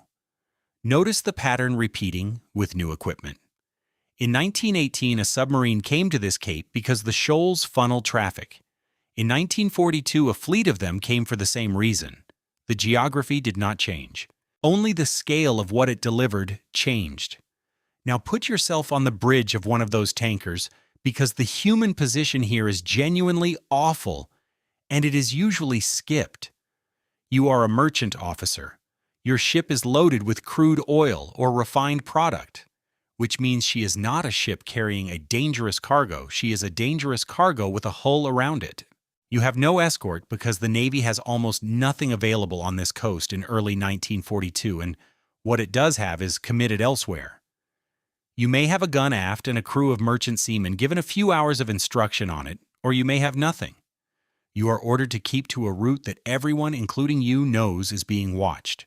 You cannot go faster than your engines allow, which for a loaded tanker is around 10 or 11 knots. You cannot zigzag effectively at that speed for days on end without burning fuel and time you do not have. You cannot go outside the stream without adding days. You cannot go inside the shoals, because inside the shoals is Diamond Shoals. Every option on the table has already been closed by something in this story. The current dictates the route. The shoal dictates the width of the route. The lights ashore dictate your visibility. The absence of escorts dictates that nobody is coming quickly. And you sail anyway.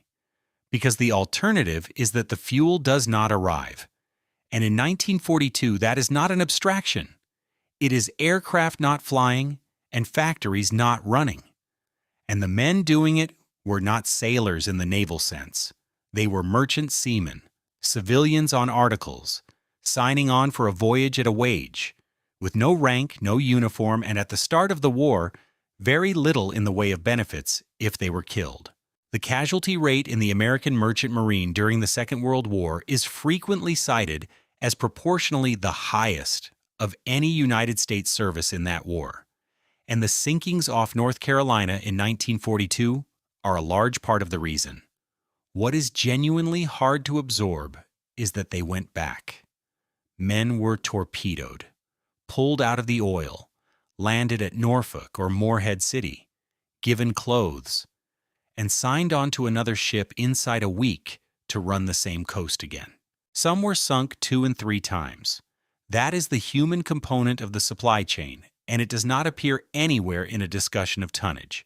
That is the exposure, not recklessness. A supply chain with no slack in it, threaded through the one stretch of ocean where the enemy did not have to look for anybody. On the 26th of March, 1942, one of those tankers came around the Cape in daylight.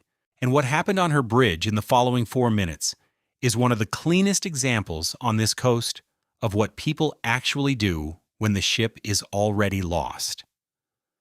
The Dixie Arrow was an American tanker of about 8,000 tons, 21 years old, carrying 96,000 barrels of crude oil from Texas City up to Paulsboro, New Jersey. 33 men aboard. She was unescorted, in daylight in clear weather, rounding Diamond Shoals. Daylight and clear weather are worth pausing on, because they are usually described as safety. Here they are not. Good visibility helps a lookout on a tanker see a periscope, which is a small object in a large ocean and is mostly not seen. Good visibility helps a submarine commander identify a loaded tanker at long range, calculate her course and speed at leisure, and set up an attack from the ideal angle. The advantage is not symmetrical, and it never was. U-71 under Walter Flaxenberg fired 3 torpedoes. All 3 hit. A loaded oil tanker struck amidships does not sink in the way people imagine.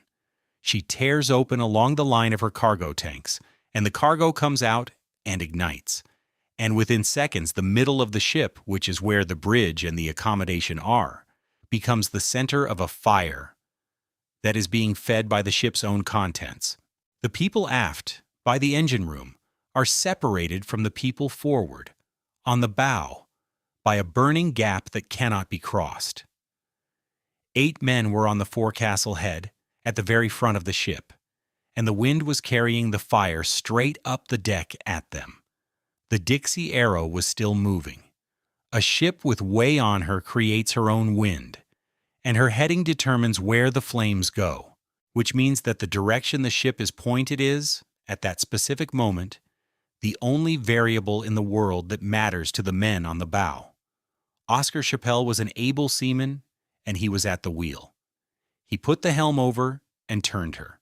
Swinging, the ship changed the relative wind and carried the fire aft, off the bow, and cleared the forecastle long enough for the men trapped there to get off the ship. The maneuver moved the fire toward the wheelhouse, which is where he was standing. He did not survive.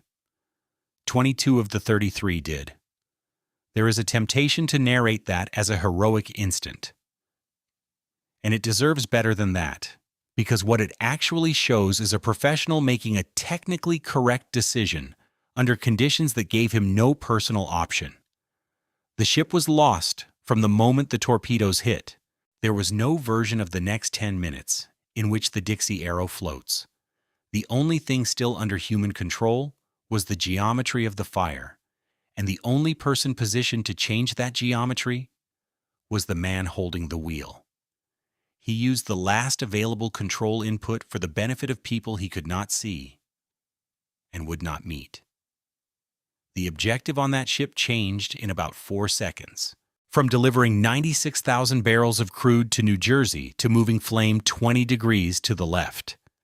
That shift from mission to survival is what every incident on this coast has in common, and it is almost never dramatic. It is somebody deciding what the ship can still do rather than what she was for. The destroyer USS Tarbell was in the area and came in and picked the survivors out of the water. Men in a tanker sinking do not simply float and wait. They are in oil, in a sea that may be burning in patches, being carried by a 3-knot current, and the rescuing ship has to maneuver into that with her own hull and her own boats, while a submarine that has just fired 3 torpedoes may still be in the neighborhood.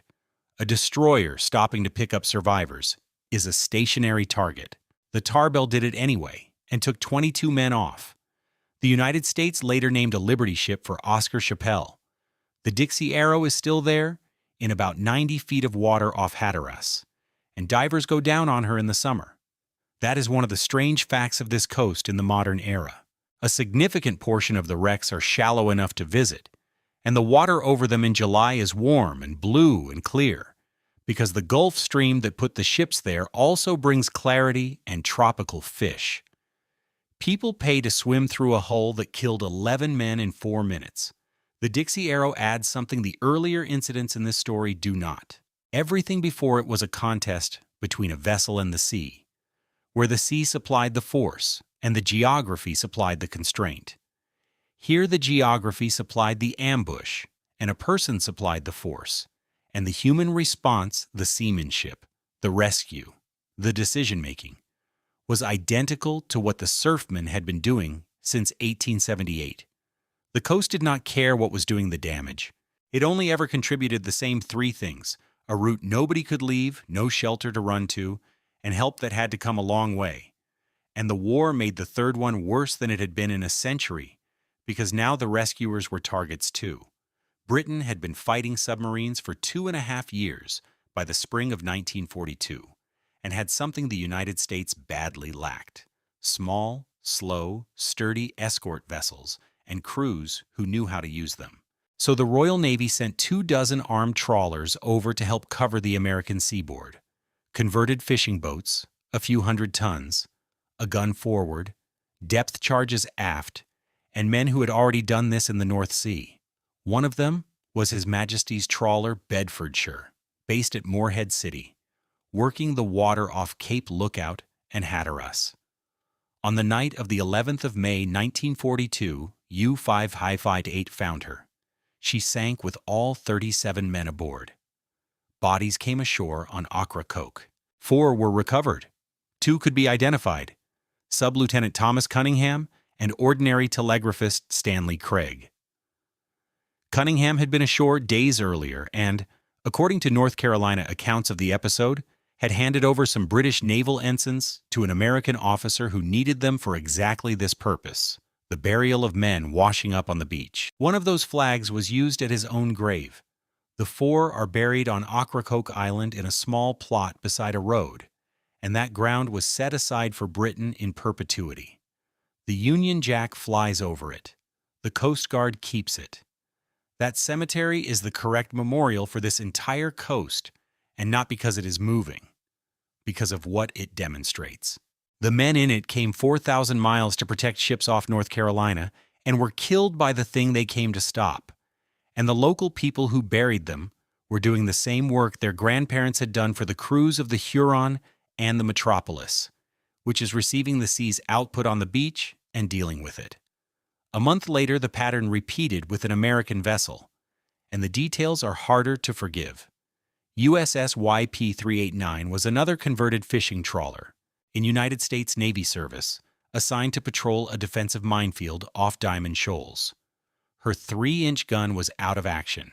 She was on station at night in the most heavily hunted water on the coast, with her main armament unusable. On the 19th of June, 1942, U-701 surfaced and engaged her with gunfire. YP-389 could do almost nothing in reply. She was shot to pieces and sank, and 6 of her men were killed. The rest were picked up. The pattern is not incompetence, it is scarcity.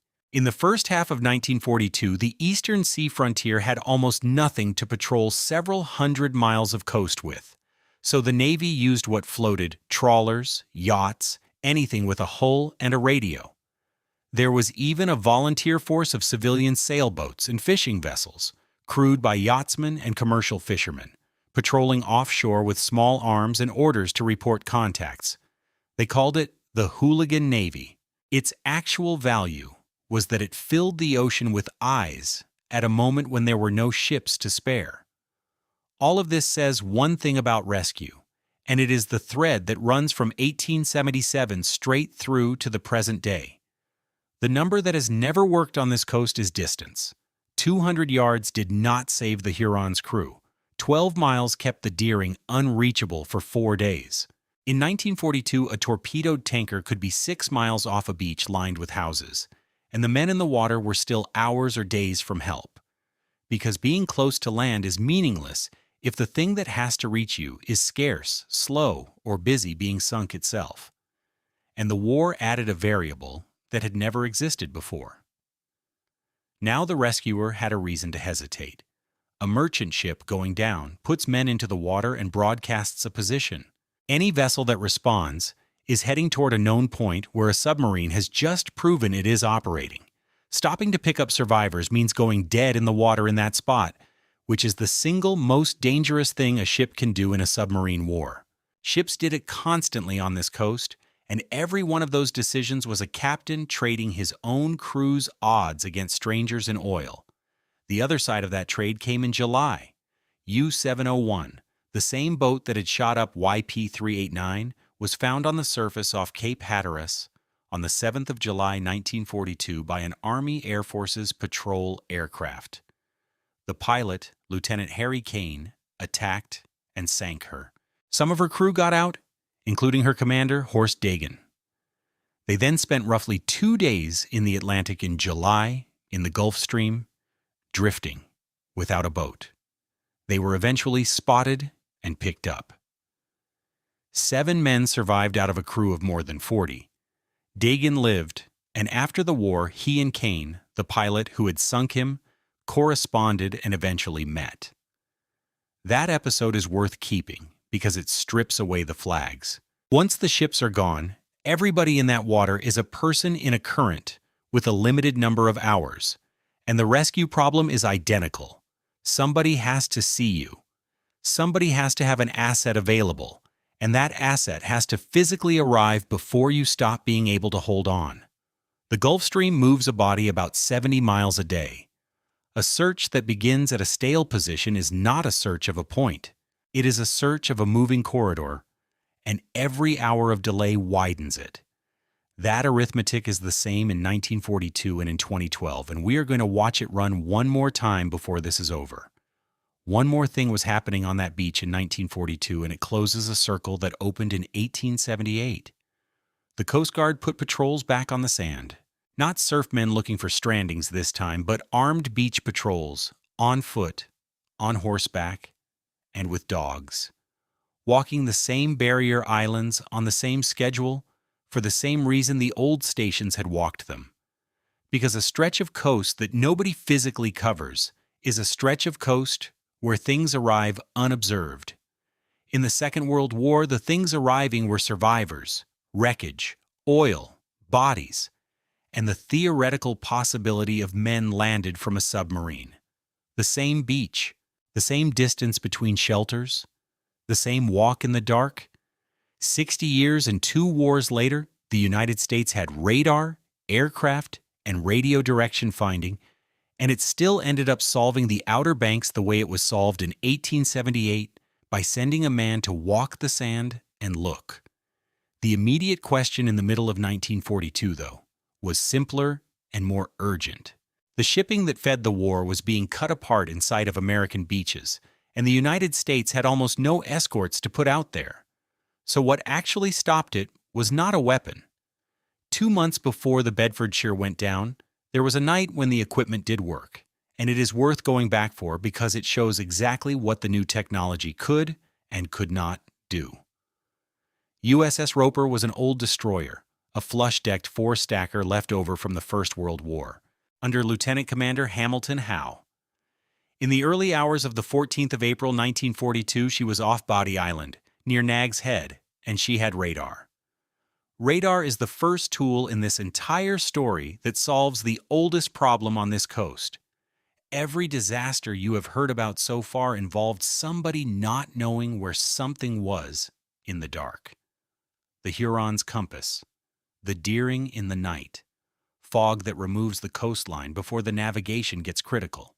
Radar puts an object on a screen with a range and a bearing, whether or not anyone can see it. Roper got a contact at about 2,700 yards and went after it. U-85 was on the surface, running, and she was fast on the surface, so this became a chase. The submarine fired a torpedo, which missed.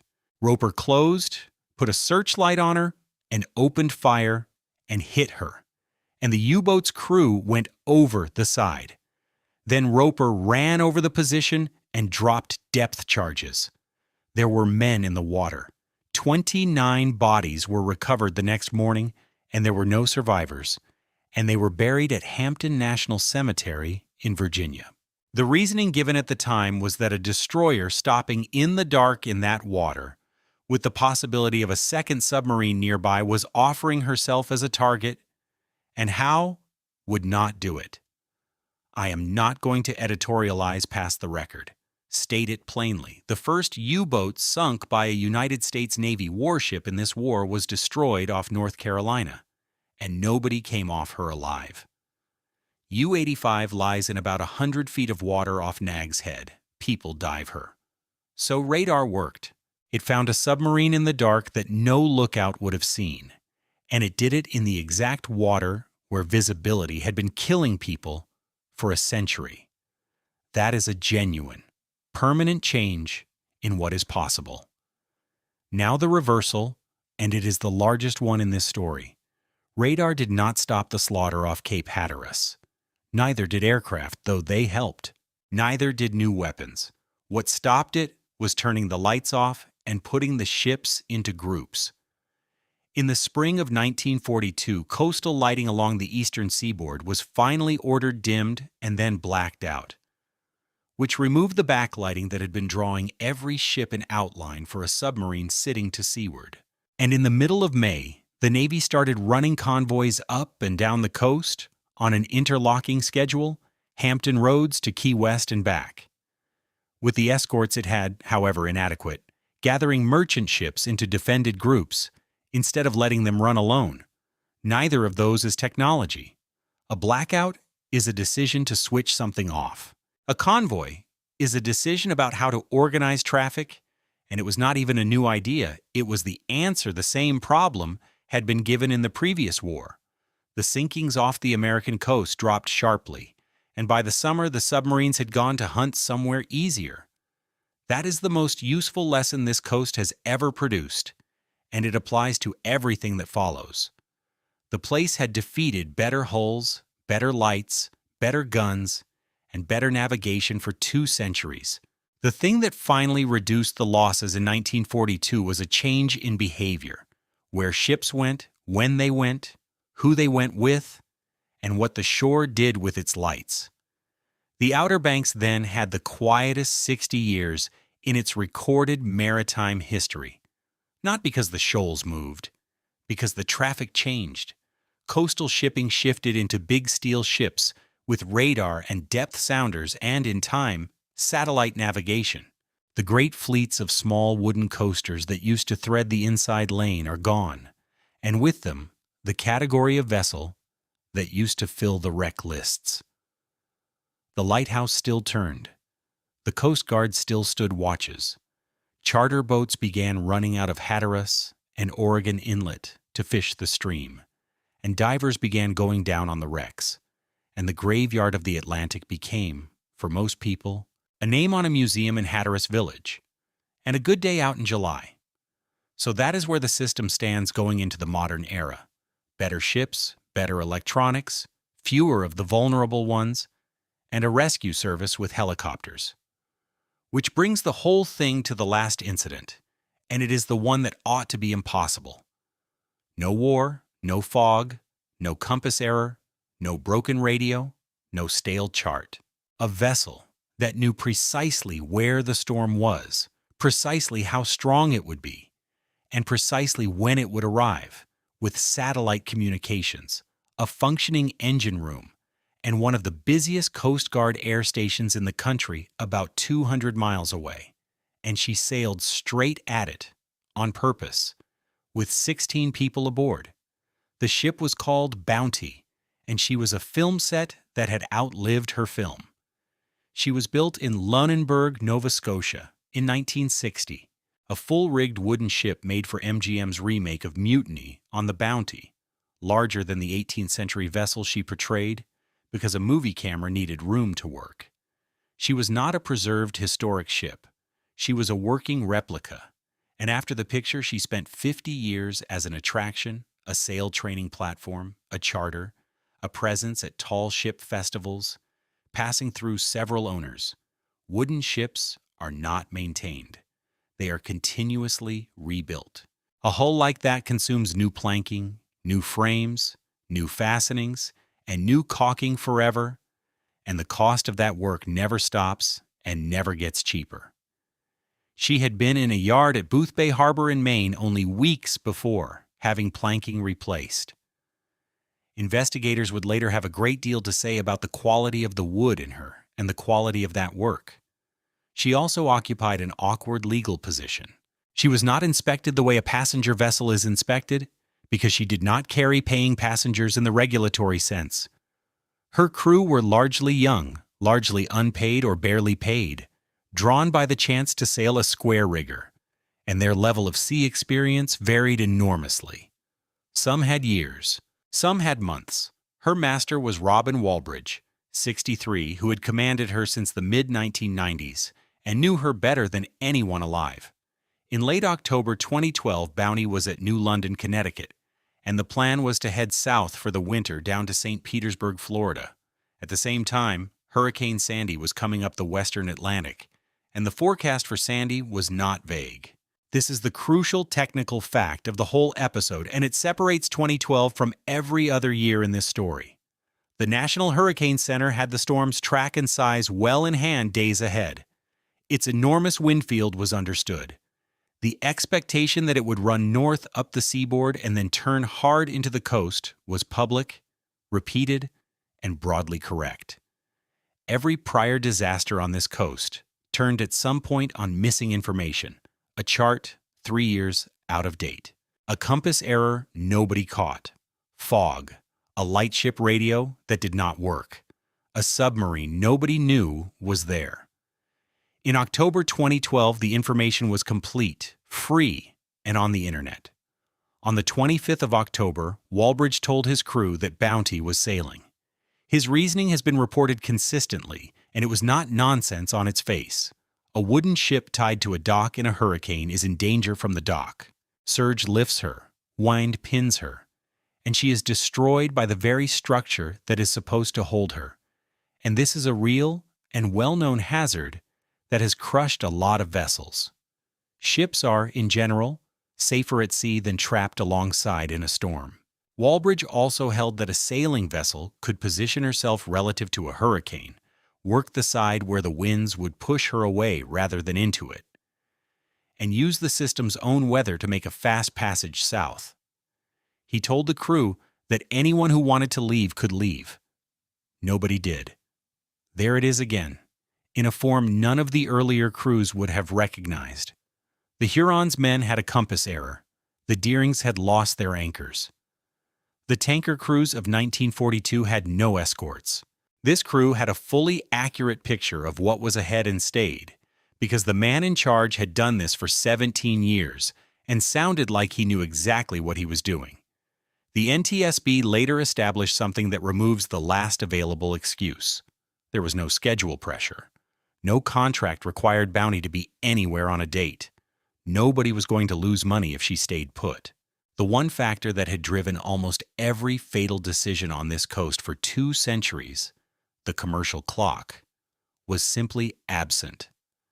Bounty left New London on the evening of the 25th of October 2012 with 16 people aboard. The plan was to run southeast to get east of the storm's track, then turn south and let the system pass to the west of her. On paper, that is defensible seamanship. In practice, it depends on two things being true at once: the storm behaving as forecast, and the ship being able to make the speed and hold the course required to stay on the correct side of it. Sandy was enormous. That is the detail that broke the plan. A compact hurricane can be avoided by 100 miles of separation. Sandy's damaging winds extended hundreds of miles from her center, and her track curved. Getting east of the center did not mean getting out of the weather. It meant being in the weather in a different quadrant for longer, while trying to make southing in seas that were already too big for a wooden ship to push through comfortably. And a square-rigged wooden vessel with an engine is not a fast ship. She could not simply drive away. Every hour she was out there, she was accumulating the one thing that would kill her, which was water coming into the hull faster than it was going out. Bounty always leaked.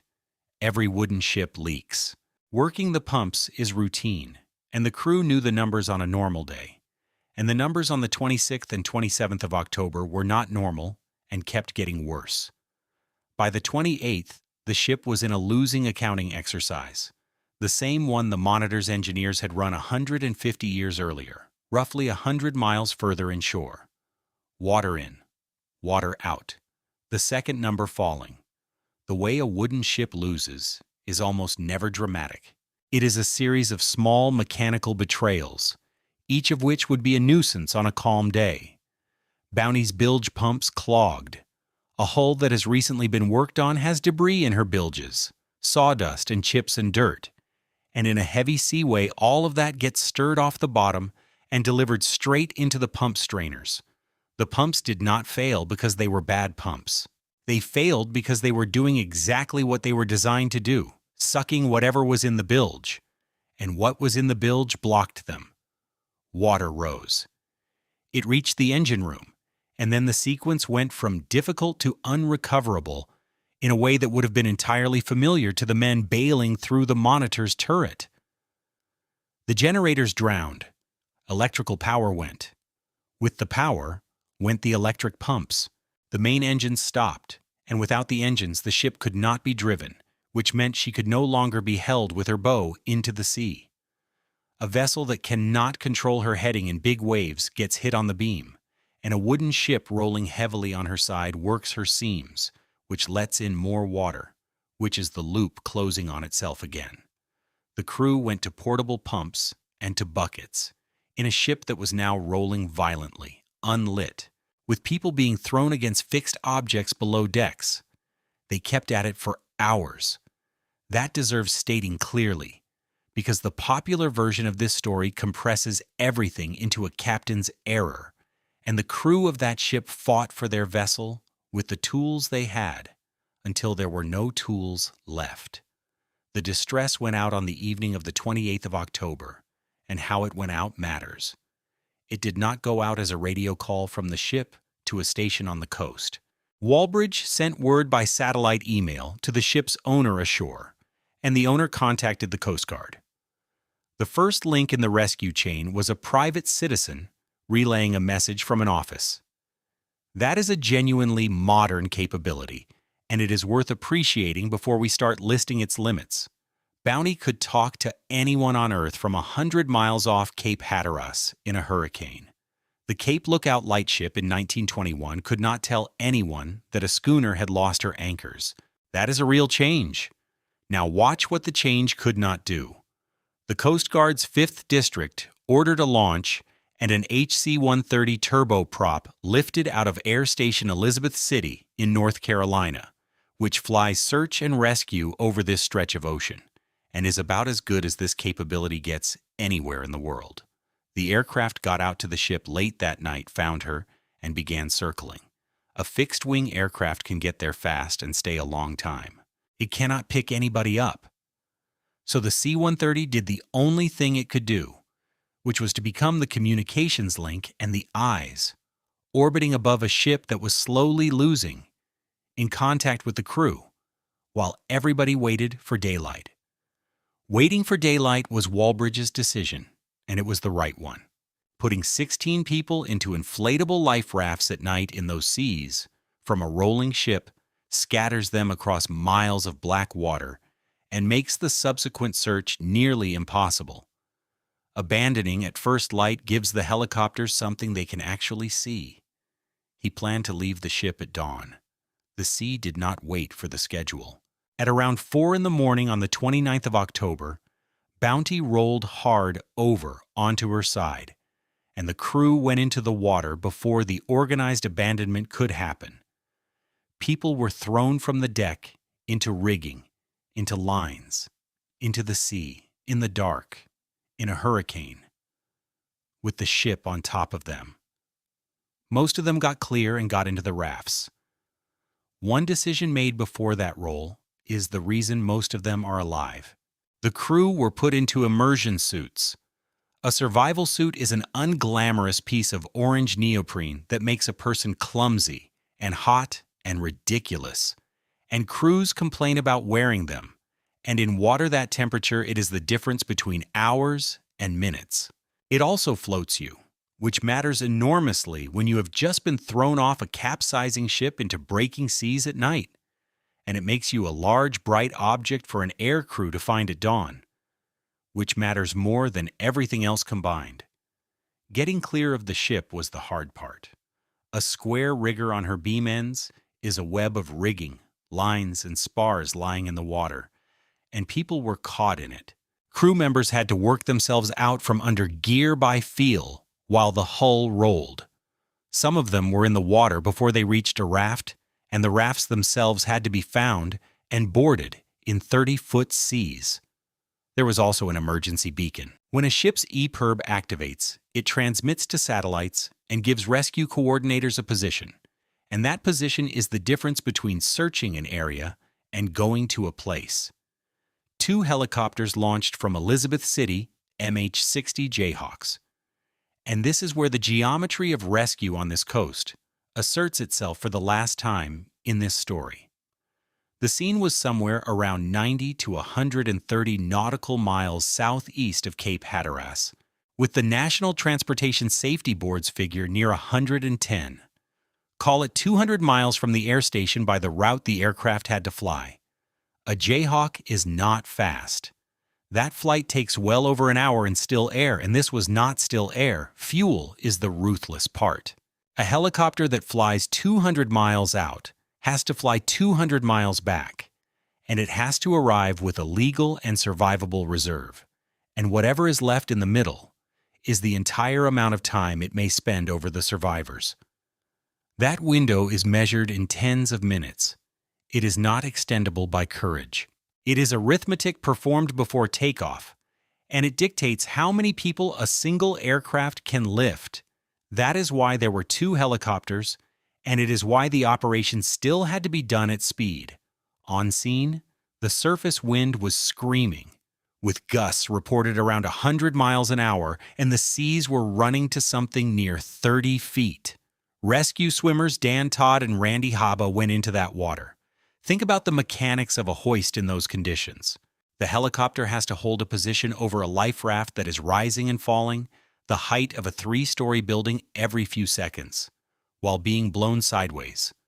The cable cannot be allowed to come up taut, because the raft dropping into a trough while the cable is tight will either snatch the aircraft or part the wire.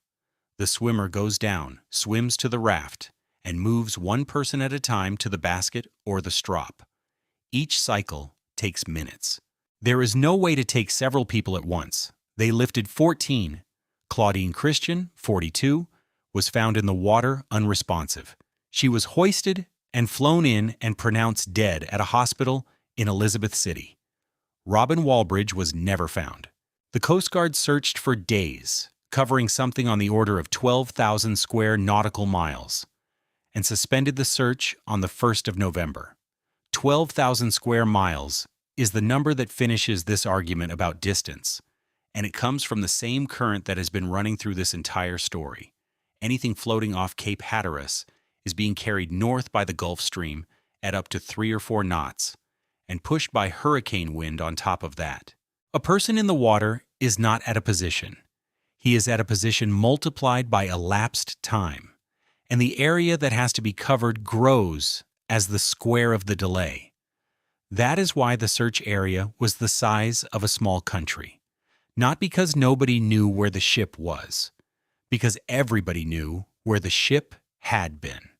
The National Transportation Safety Board published its findings in early 2014, and the language is unusually direct for that kind of document. The probable cause of the sinking was the captain's reckless decision to sail into the well-forecast path of a hurricane, or Calaf-Masik-Wobalt, which put an aging vessel and an inexperienced crew into conditions the ship could not survive. Contributing to it was the absence of effective safety oversight by the organization that operated her. Two words in there are doing the heavy lifting: well forecast. That is the board saying, in an official document, that the information was correct and available, and that its correctness changed nothing. The investigation also went into the hull. Work at the main yard had exposed rot, and questions were raised about how much of the deteriorated material was replaced and how much was left. A wooden ship that leaks more than usual in heavy weather is not suffering an accident. She is reporting the condition of her fastenings and her planking in the only language she has at the worst possible moment. And then there is the regulatory gap, which is the least cinematic part of this and possibly the most consequential. Bounty was not subject to the inspection regime that governs a passenger vessel because she did not carry passengers in the legal sense. Her crew were volunteers and trainees. So a 90-year-old standard of oversight, built precisely because ships kill people, did not attach to a vessel taking 16 human beings to sea in a hurricane. Before the board reported, the Coast Guard held a formal Marine Board of Investigation, sitting at Portsmouth, Virginia, in February 2013, and the surviving crew testified in public over several days. That testimony is the reason so much of the sequence aboard that ship is known in detail rather than reconstructed. The pumps, the debris, the loss of the generators, the hours on the buckets, the roll. It is worth remembering that the people who provided that record had been in the water off Cape Hatteras in a hurricane 14 weeks earlier, and then sat in a room and answered questions about the decisions of a man who did not come back. Now let me take on the question this whole story has been circling, because it would be easy to end on cynicism, and cynicism would be wrong. Does any of the technology matter? Yes, enormously. And Bounty is the proof, not the counterexample.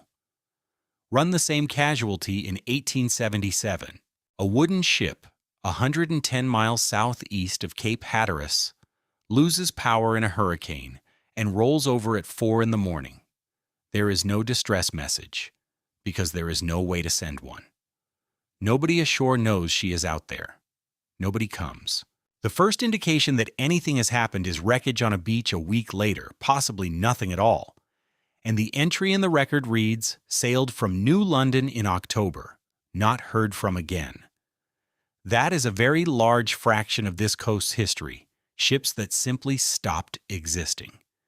In 2012, 14 of the 16 people on that ship were lifted out of the Atlantic in a hurricane by 2 helicopters from a raft they should never have needed. That is an outcome no century before this one could produce. And it was produced by satellite communication, by a search and rescue organization that keeps aircraft and crews on standby, and by 2 swimmers willing to get into that water. Here is the harder half. Every one of those capabilities operates after the decision. Forecasting is the only one that acts before, and forecasting's product is a warning, not more time. The storm arrives when it arrives. A perfect prediction of a hurricane's track does not make an 11-knot wooden ship faster, does not shorten a 200-mile helicopter transit, does not lower a 30-foot sea, and does not put fuel in an aircraft that has already burned it getting there.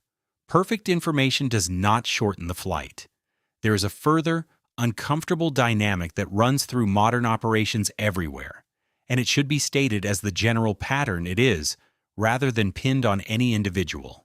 When capability rises, accepted risk tends to rise with it. Better forecasts extend working seasons. Better hulls justify sailing in worse weather. A reliable rescue service quietly changes the arithmetic of every marginal decision because the consequence of being wrong feels survivable. Nobody writes that down and nobody admits it, and it shows up in the statistics anyway. What weight that had in the decision to leave New London is not something I can tell you, and the board did not claim to know it either. What the record does show is that the fatal variable in 2012 was the same fatal variable as in 1877, expressed differently. The Huron's crew died because rescue capability was not present on the 24th of November. Bounty's crew survived because rescue capability was present on the 29th of October. Both times, the sea did the same thing. The difference in the death toll came from what was standing by, crewed and fueled, when somebody finally made the call. And there is a loop from the very start of this that has to be closed honestly. The wreck count. Roughly 2,000 vessels are documented as lost in these waters, and estimates of the real number run past 5,000. And those two figures cannot be reconciled because of the nature of the record. A stranding in front of a life-saving station in 1892 is documented in triplicate with the names of everyone saved. A 40-ton schooner out of a small creek in 1830 that failed to arrive is documented nowhere because there was no agency whose job it was to write it down. The gap between 2,000 and 5,000 is not a disagreement about arithmetic. It is the shape of what was never recorded. And this coast is very good at not recording things. Which brings us back to the Carol A. Deering. And I want to leave her exactly where the evidence leaves her. She is not a ghost story. She is a documented case in which a large vessel, in a known position, with a functioning rescue service 12 miles away, went from a routine northbound passage to an empty hull in the space of about 72 hours. And the United States government could not put a man aboard her for 4 days, and never learned what happened to her crew of 11 or 12. The best explanation available is the plainest one. They went into the boats, and the boats had to cross the shoals. Nobody proved it. Nobody has proved anything else either. For 140 years, the United States tried to keep a vessel anchored on the seaward edge of Diamond Shoals, and the sea kept taking her off it. Light ships dragged, parted their cables, went ashore, were blown off station, and in one case, were shelled to the bottom by a submarine. The obvious engineering answer was to stop using a ship. In 1966, they built a tower.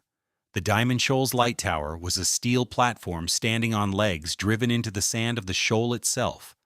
Out where the breakers form, the same kind of structure used for offshore oil rigs. It carried a light and a fog signal, and at first, a Coast Guard crew who lived on it. For the first time in the recorded history of this coast, there was a permanent, fixed, manned object standing on the hazard. That is as close to a solution as this place has ever been given. It was automated in 1977 because keeping people out there was expensive and dangerous and no longer necessary. Its light was discontinued in 2001. The structure was later sold at auction to a private buyer, and it still stands out there, rusting, dark. Nobody defeated it. It was made redundant. By 2001, every commercial vessel and most recreational ones carried satellite navigation, and a receiver that tells you your position within a few meters makes a light on a tower into a decoration. The Coast Guard turned off an aid to navigation because the ships had stopped needing to look at anything. Sit with what that leaves behind, because it is the honest ending of this story, and it is not comfortable. The shoal is still there. It still runs 8 to 14 miles out from the Cape, depending on who measured it and when. The Gulf Stream still comes up from the south at 3 or 4 knots, and still meets the cold water coming down, and they still drop sand exactly where they have always dropped it. The bars still migrate.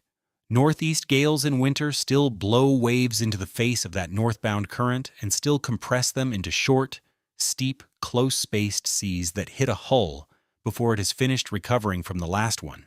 There is still no deep-water harbor of refuge on this stretch of coast, so a vessel in trouble still has the same two choices she had in 1878, which are open ocean or the beach, and the beach still means surf.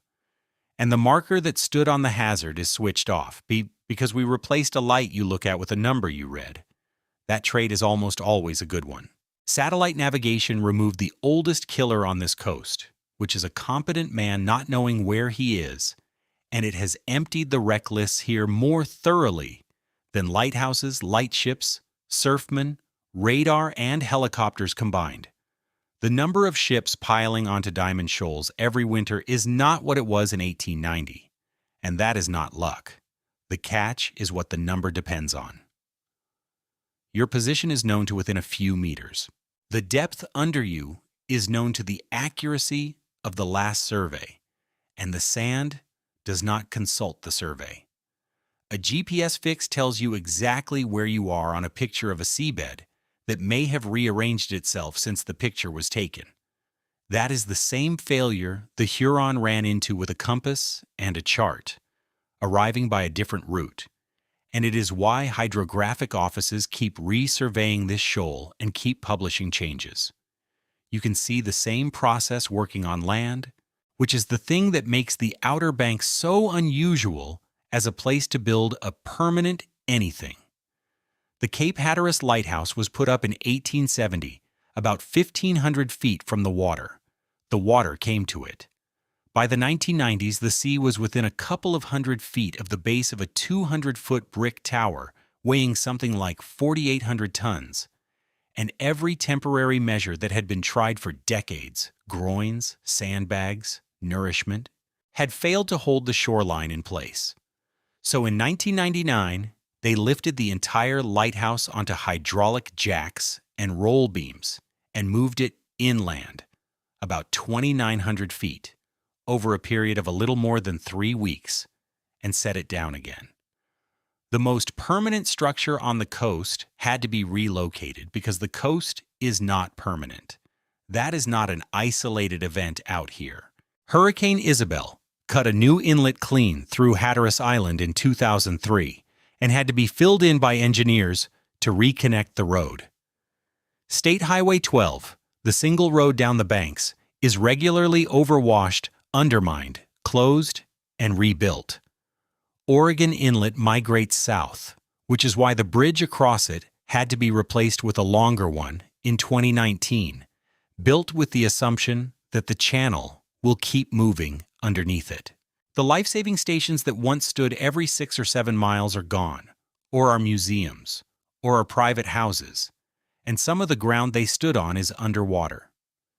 So here is the system, whole, with every part in its causal place. 2 currents collide at a cape and drop sand into a bank that reaches 14 miles into the ocean. That bank turns the approach to the cape into a narrow lane, and the lane is the cheapest route on the coast, so commerce takes it deliberately, because distance is money and the current is worth 3 or 4 knots either way. Weather activates the sand.